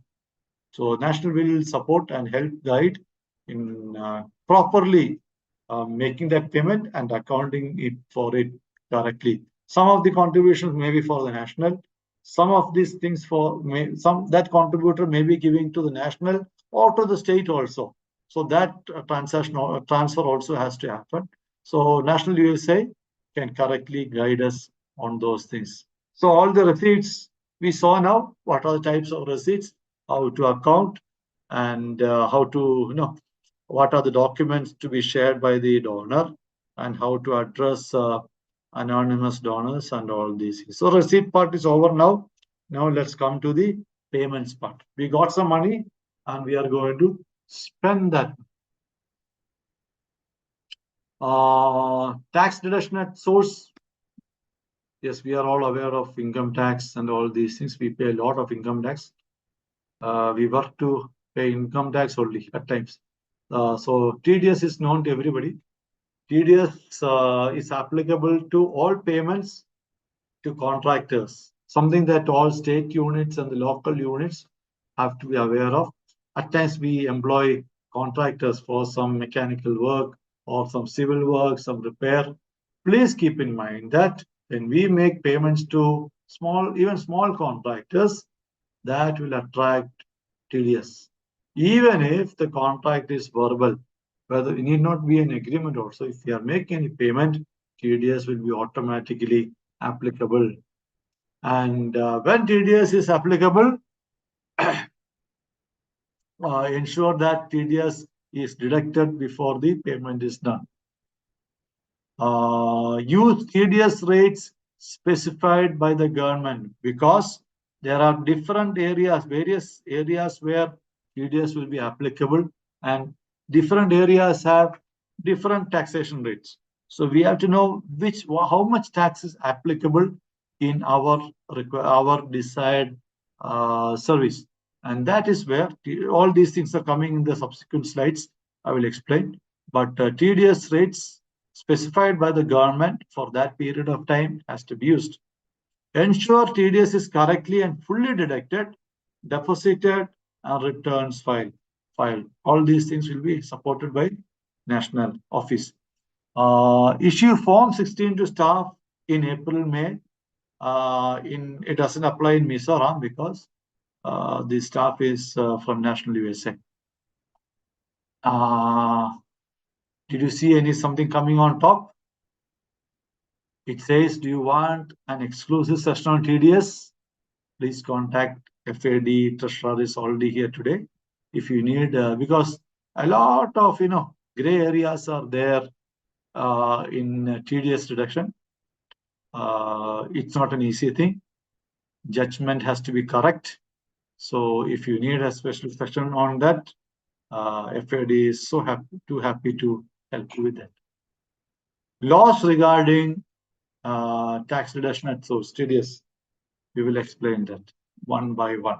One, TDS on salary. We all know that tax is to be deducted on the salary of those employees who exceed the basic exemption limit on average rate basis. You cannot do the tax reduction at the last month in March. It has to be on average rate basis continuously. As I said earlier, since the employment of staff is from National will do that. Mizoram at the moment may not have to do anything unless your staff, your coordinators reach a taxable salary level, which I don't think will be applicable now. Main thing, TDS on contracts, and that is section 194C, which says tax is to be deducted on payments to contractors if the amount exceeds 30,000 rupees for single work, and if the amount exceeds 1 lakh rupees for that contractor for multiple works in one financial year. If one contract itself is above 30,000, definitely have to cut. If all the total amounts of that contractor in 1 year is above 1 lakh rupees, you have to deduct TDS. If the value is less than 30,000 rupees or the total value is less than 1 lakh rupees, no issue. You don't have to cut TDS. And TDS has to be deducted at the rate of 1% for individuals and at the rate of 2% for other than individuals. Provision to be noted is TDS is to be deducted on advances also. Suppose you are giving a contract to a civil contractor and he says, my rate will be 10,000 rupees. Okay. So when you pay, you complete that work. Sometimes what happens is contractor will say, I need 2,000 rupees in advance. The moment you pay 2,000 out of the 10,000, that time itself, if it is exceeding 1 year, you will have to 1 lakh, you will have to cut TDS and then only make the payment. TDS is to be deducted even if payment is made in cash. And TDS is to be deducted even for a single work, multiple payments, and all fall below the specific limit of 30,000 if it is going 1 lakh. About professional services, now we covered about personal income tax, personal income, then we covered contract. Next is on professional services. Some people give technical service, professional services as an individual, and such person who provides technical or professional services for an amount exceeding 30,000 per annum, TDS has to be deducted at the rate of 10%. Next, TDS on rent. We may be having our own office where we have taken on rent, and if you are paying rent for that, the rule says payment to be, if payment is made for hiring a building on rent, and if the total rent amount exceeds 2,40,000 rupees per year, that is average say 20,000 rupees per month average, then TDS has to be paid at a rate of 10% of the amount. Now, if the payee, that is the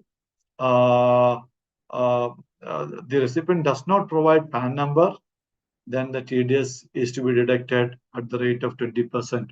So instead of 10%, it directly becomes 20%, which means PAN number has to be shared with us before we make the payment.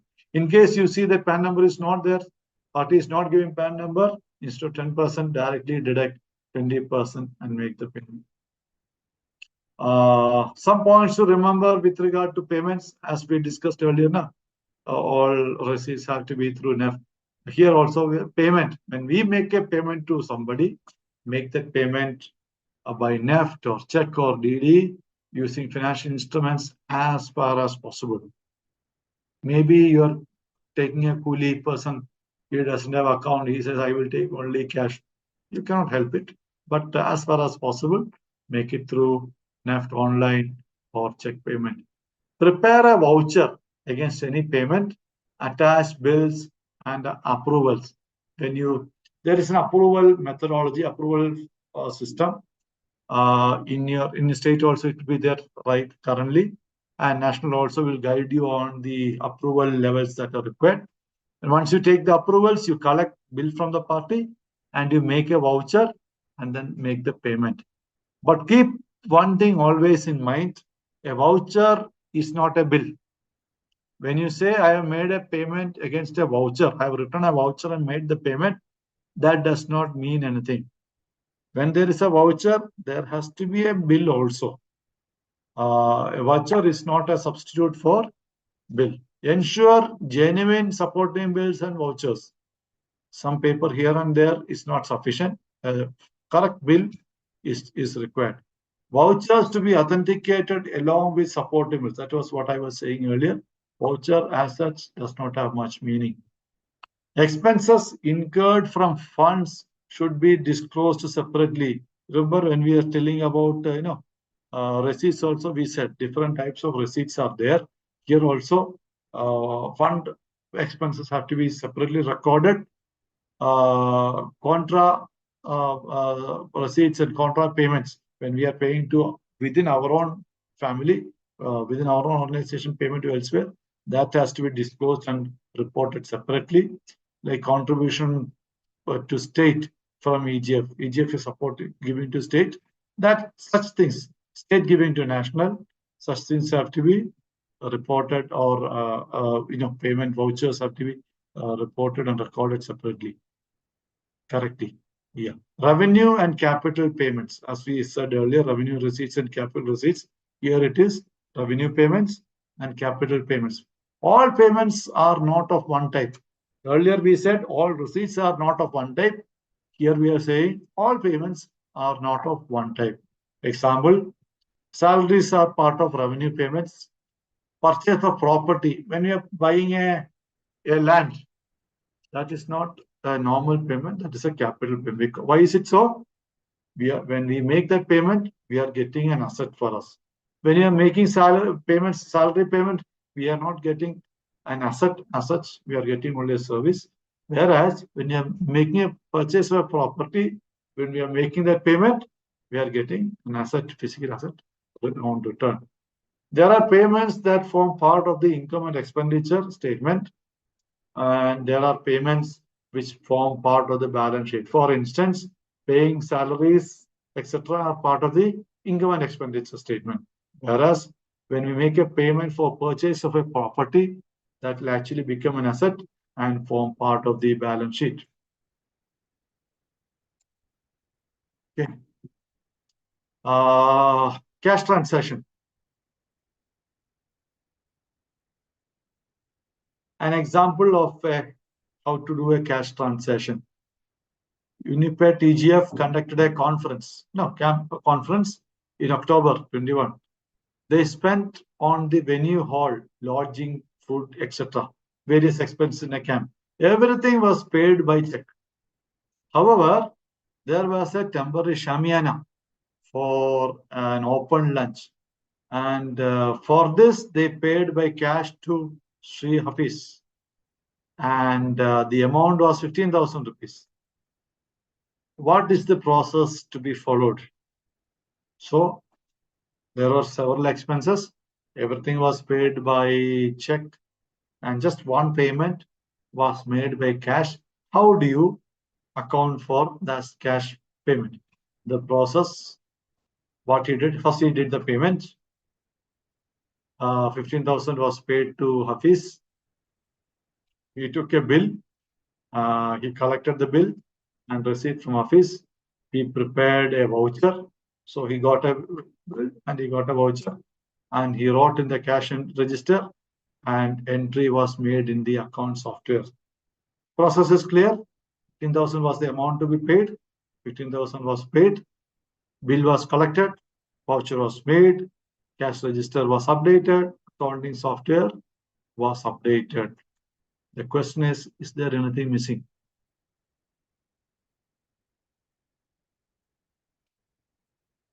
Anything missing?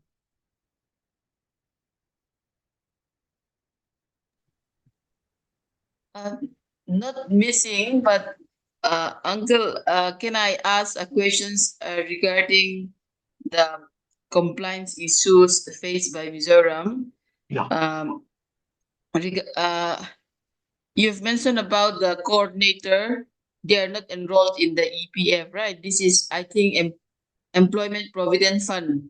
Yes, I yes. think you are talking about Employment Provident Fund, right? Yes. So yes. my question is, most of our coordinator, they are, they are applying, or their tenure is usually a year. So is it necessary to enroll them Yes, yes, if yes. if their tenure is only 1 year for the EPF? Yes, yes, yes. When we give an employment, we are supposed to pay PF for that. Even if it is only for 1 year or 9 months, 10 months, we have to do it.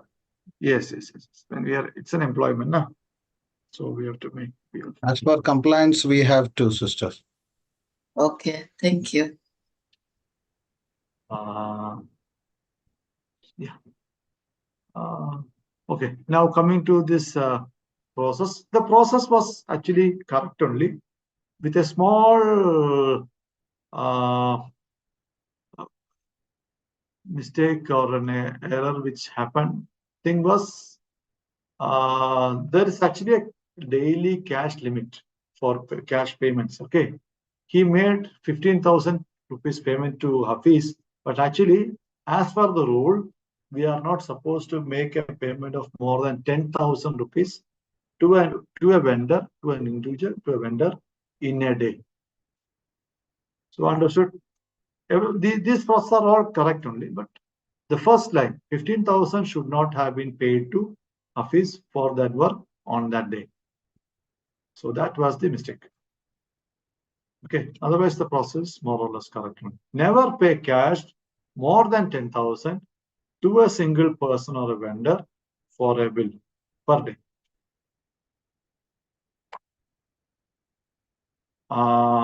If you pay that, there is a penalty.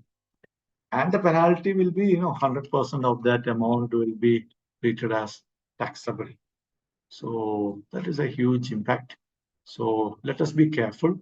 Maybe, I don't know whether Mizoram will have that, but always keep in mind, don't make any payments by cash. If at all we have to make, never make beyond 10,000 to a party on a day. Receipts of cash. Now we are talking of payments, 10,000 to a vendor on a day. What about receiving cash?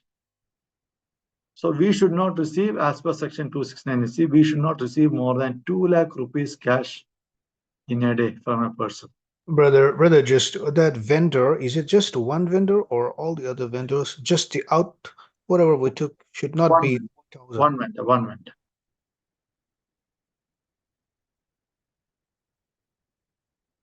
To a particular vendor. Okay. So we should not collect more than 2 lakh rupees. These things don't happen today, but still, just this is a limit. Today, I know constructions are very low, but keep this in mind. 2 lakh, there is an upper limit for receipts also. Now, important thing, this is a very important thing, how to receive cash. The moment we receive cash, it may be 1,000 rupees, 500 rupees, 10,000 rupees, 8,000, whatever. The moment you receive cash in office or by anybody, immediately deposit that amount in the bank. same day or the very next day. Don't keep money with yourself. And once, what happens when you deposit that money into the bank? That reflects in the bank statement. Now, when we put in our money into our own bank, that directly gets reflected in the bank statement. So what happens? Our bank statement will reflect the entire receipts. What all money has come into Mizoram account, entire thing, 100%. It is not just 99%, it is 100% of our amounts will come in our bank statement. And that is a basic requirement. I will give you an example why. One graduate came to our office and paid 5,000 rupees as general fund. And he went away. Same day, we give a receipt to him. Same day, we have an expense in office for 5,000 rupees. What do? We take this money and give it to the contractor, 5,000 rupees spent. That is not permitted. When we get 5,000 rupees, the rule says we have to take that 5,000 rupees, put it in the bank, make it part of the statement. And when you have to pay 5,000 rupees, pay it through the bank. We cannot say, since I have money now, I have cash, I want cash, so I will take this cash and pay. Physically, that may happen, but that is an easy thing to do. But what we have to do is actually deposit that 5,000, make it as an entry in our bank statement or passbook, whatever it say, and then make the payment for the 5,000 from that account. Don't assume that since I have money, I will pay from here and then I will write the receipt and all correctly. No, that will not be correct, because you will have something 5,000 rupees as a receipt, but your bank statement will not actually show that. So these things, both these things have to tally. Slightly challenging, isn't it? But we have to do this. Even if it is for a small amount, let's be very, very careful. For all the receipts that we are properly accounting, there should be a corresponding bank statement. Maybe difficult initially, but the rule says we have to do it. But what to do now? Let's do it now. Okay.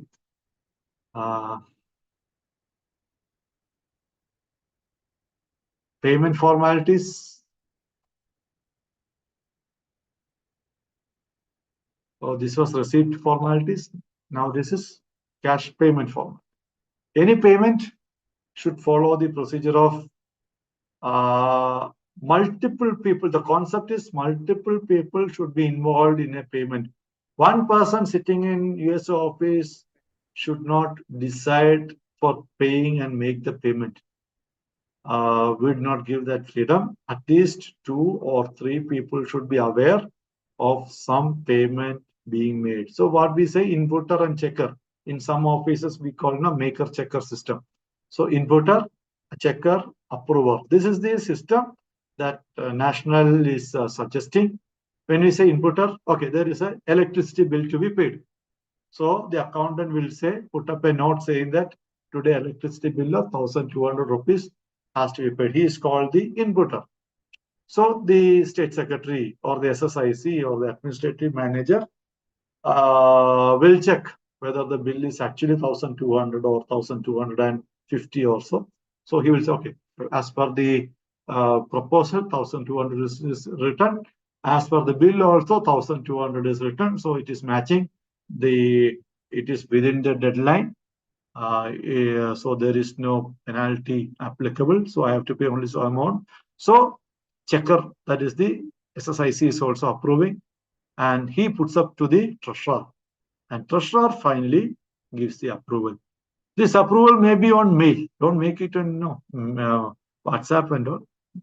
Let us make it formal. Just send forward that mail to treasurer. Treasurer will approve, and then based on that approval, the approval go to the accountant also. Then accountant will make the payment.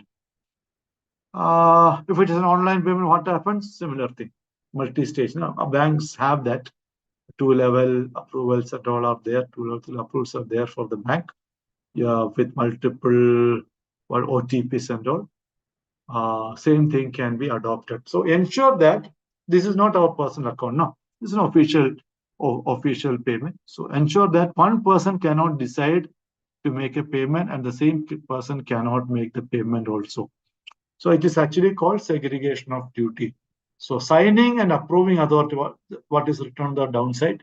Signing and approving authority should not handle cash. The signing and approval authority is the SSIC or treasurer, whoever, and such people should not be handling cash. Who will handle cash? Accountant will handle cash. Understood? So the person having the cash should not be the approving authority also.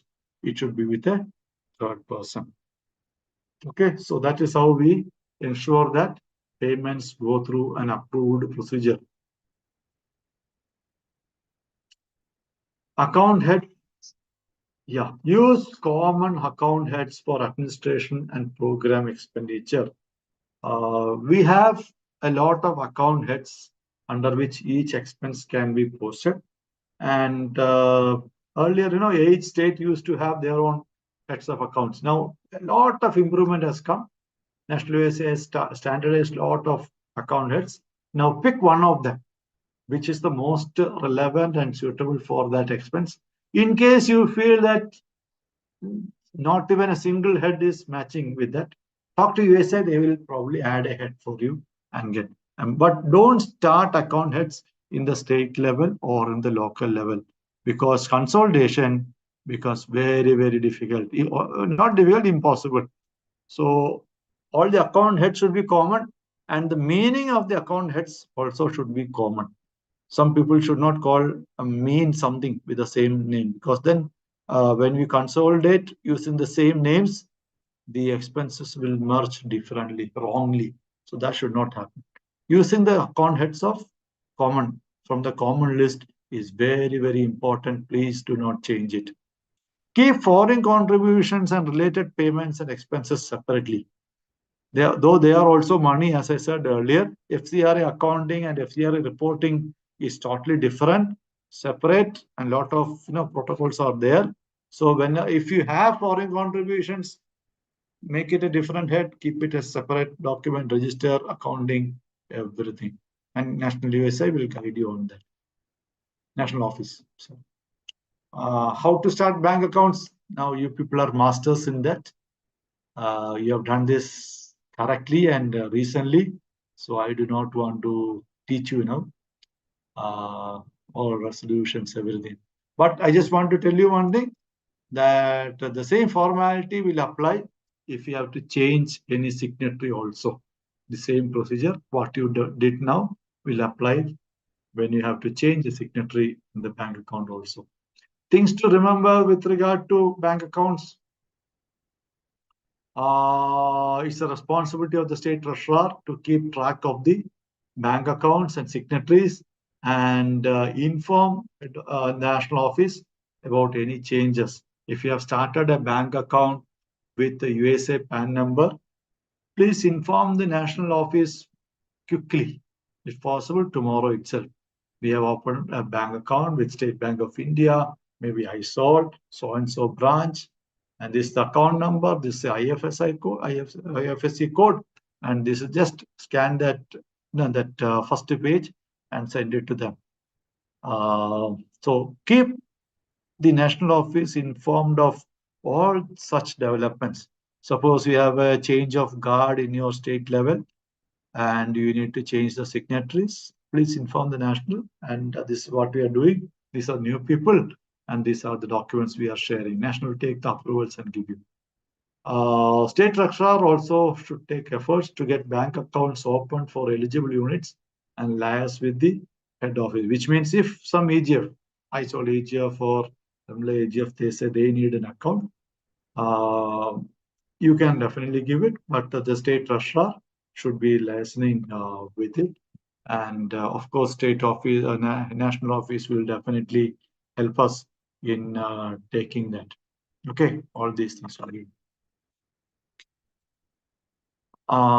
Annual information statement that gives part of which are the accounts. Treasurer also to ensure that local and state bank statements are integrated with the state accounts, which means if 2 or 3 EGFs or EUs in Mizoram have their own bank accounts and they are maintaining the accounts, when you prepare the state accounts, please ensure that those accounts are also added, integrated and consolidated into state accounts and then audited. You should not say that I will write only, I have written only whatever has come to state. No. State means state is responsible for the local EGF and EU accounts also. Okay, so that is also lot of responsibility for the state treasurer, isn't it? But very good job. Submit the state accounts to national for integration and consolidation. There are some timelines. I will just give you on that also.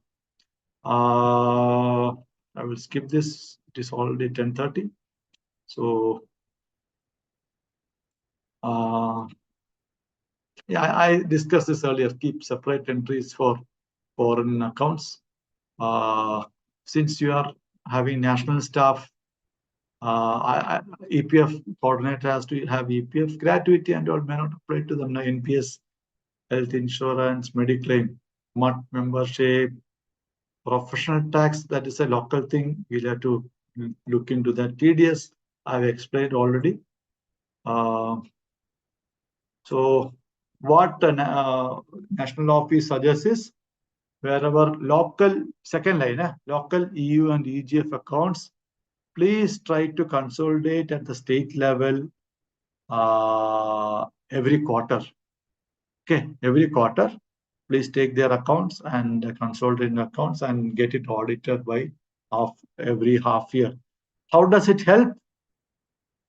It helps you by reducing the workload at the end of fourth quarter or at the end of the year. Otherwise, you have to go into the whole 12 months and do a big work at the end of the year. You will run out of time because at the end of the year, you have to do the consolidation with the national. Your main focus will be completing the audit and consolidation with national. So complete your local works every quarter and keep it ready so that at the end of the year, you will not have much work. So national recommends that you do the consolidation at state level every quarter. And second point, third point, transfers between head office and state office to be reconciled every month and quarter.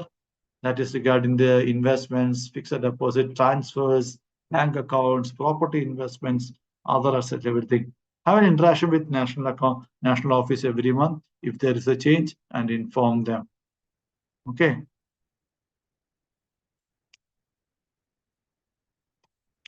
This is what I said, the dates.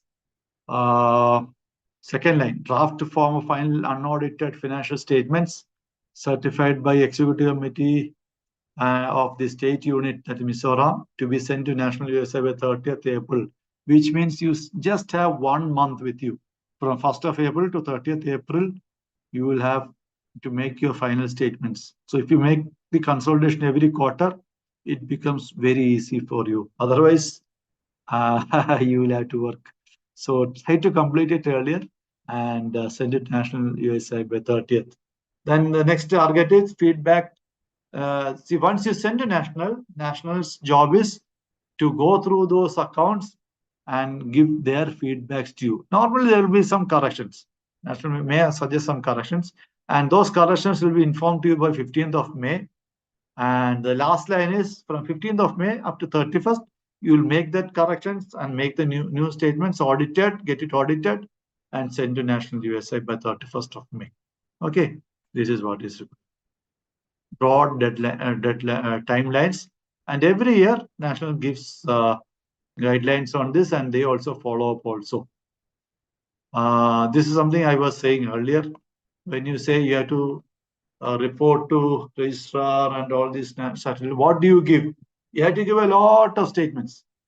That is, a seasonal payment statement has to be submitted, income and expenditure has to be submitted, balance sheet has to be given, fixed deposit schedule has to be given, fixed asset register has to be shared, TDS certificates have to be shared, audit report as per a format which means which is called as SA 700 has to be shared, management letter from the auditor has to be shared, format of registers, questionnaire, 10B, lot of things are there. That is why we ask you to be proactive and complete the works early and come.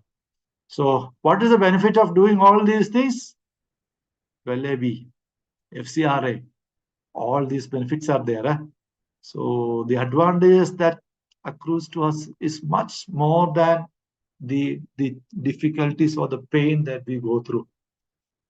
So we have completed all these things now. Income tax returns, filing of returns, FCRA.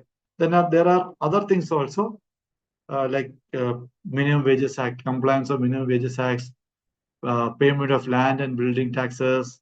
If you have shops and establishments, you have to abide by those laws. Payment of professional tax, which is the local or municipality level. Payment of gratuity as per Gratuity Act. POSCO, POSH, so many things we have completed. The left side is completed more or less, and we will not go to the right one now. Thank you so much. It was a good time. Thank you for your patient listening. Thank you.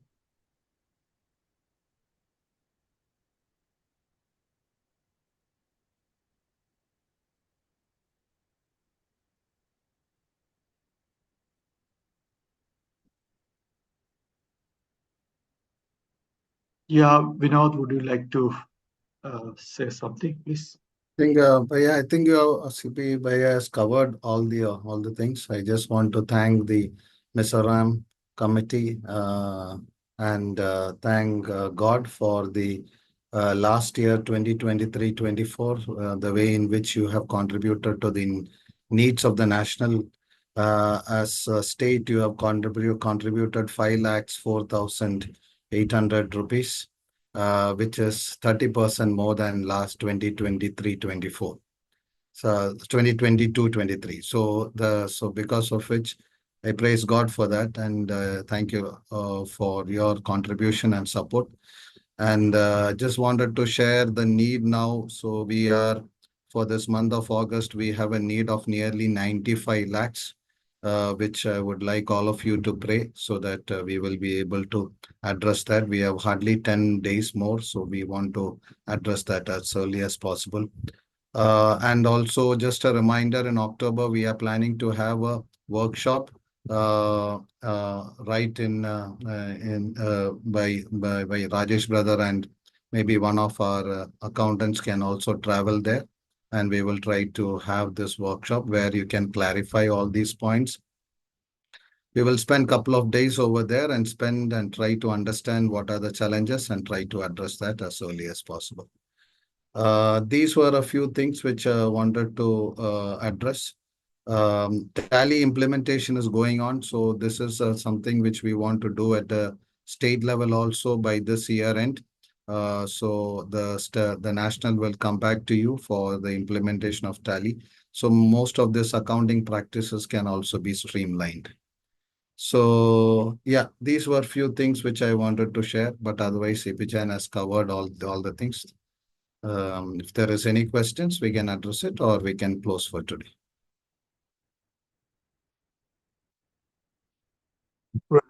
Thank you so much for the information.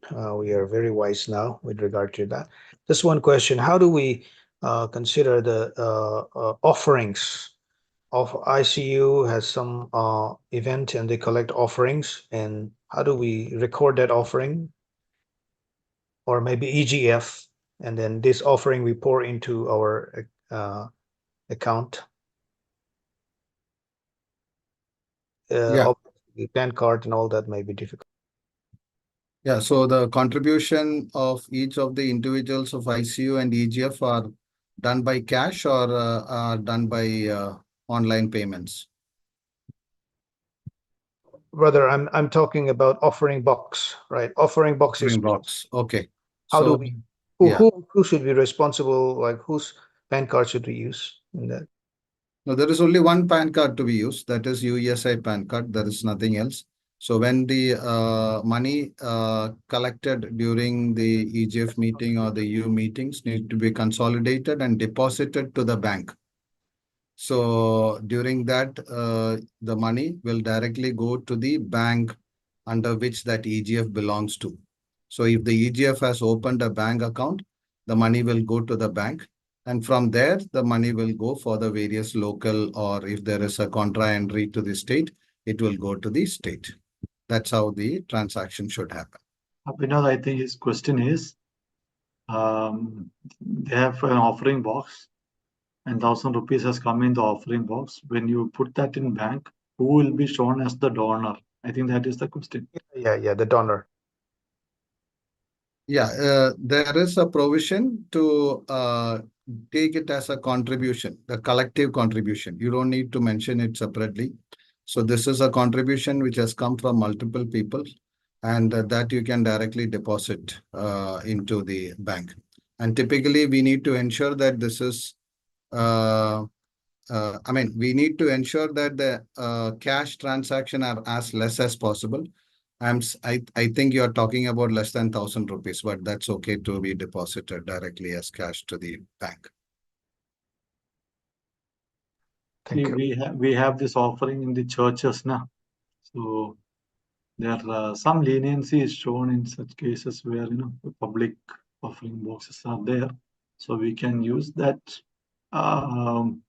leeway unless it is a big amount. But EGF and all big amounts will not come.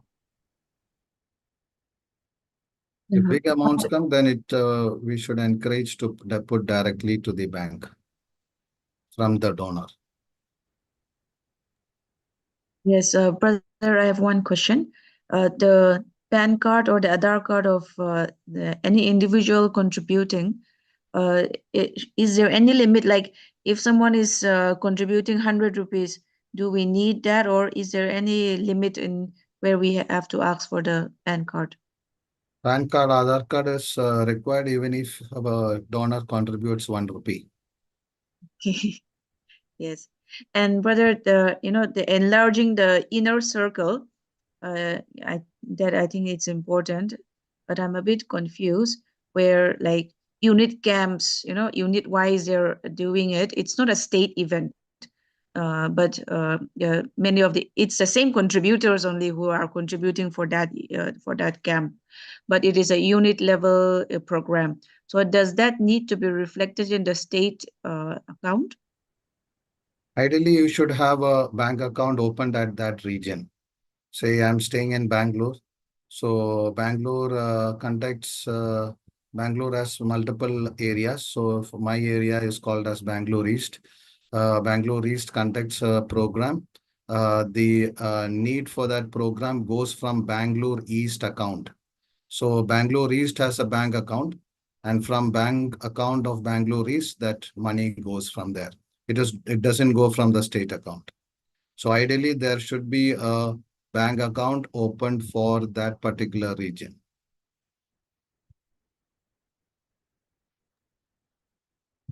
Okay, so that means like different units can utilize that account for different camps and programs, right? Yes. And If we finally, need, yeah, sorry. so that means that that particular camp treasurer will just maintain their own camp account, and once the program is over, another unit can utilize that bank account again. Is that the way it goes? Yeah, we have to continue. See, the bank account is not just for that program. Bank account is for that particular EGF. So the EGF will have a bank account. Whenever they conduct a program, the money goes from that bank account. But only thing what we need to ensure is at the end of the year, that bank account statement or that account statement needs to be consolidated with the state. Thank you, brother. Brother, one more question. How long will it take to sort out the EPF for our coordinators? We got 2 coordinators right now working with us. Yeah, so you need to send the details to the national, and we can come up with the, I cannot give a timelines because we work with an external agency, an agent who can help us. So he typically does it very fast, opening upon a EPF account and all. So Maybe we can take this on a case-to-case basis, and we can have a separate discussion and sort this out. Okay, thank you.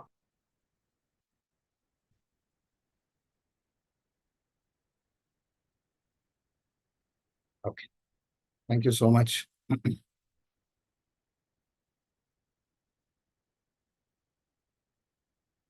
think Sudhir brother is not there. So maybe we can then close.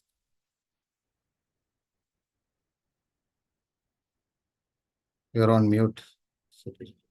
Yeah, can somebody pray and close, please? Okay, let me pray. Let's look to God in prayer. Dear gracious Heavenly Father, we praise and thank you for the wonderful session that we could have with our dear brother, Brother C.P. Thomas, and our brother Vinod. Thank you for their availability and for the clarity that have been addressed, Lord, in regarding to compliance. Lord, we think that this is going to be something very difficult, but we know that with you, we will be able to accomplish what is demanded of us from our governing authorities. So help us to be wise and humble at the same time, and to be submissive to our governing bodies.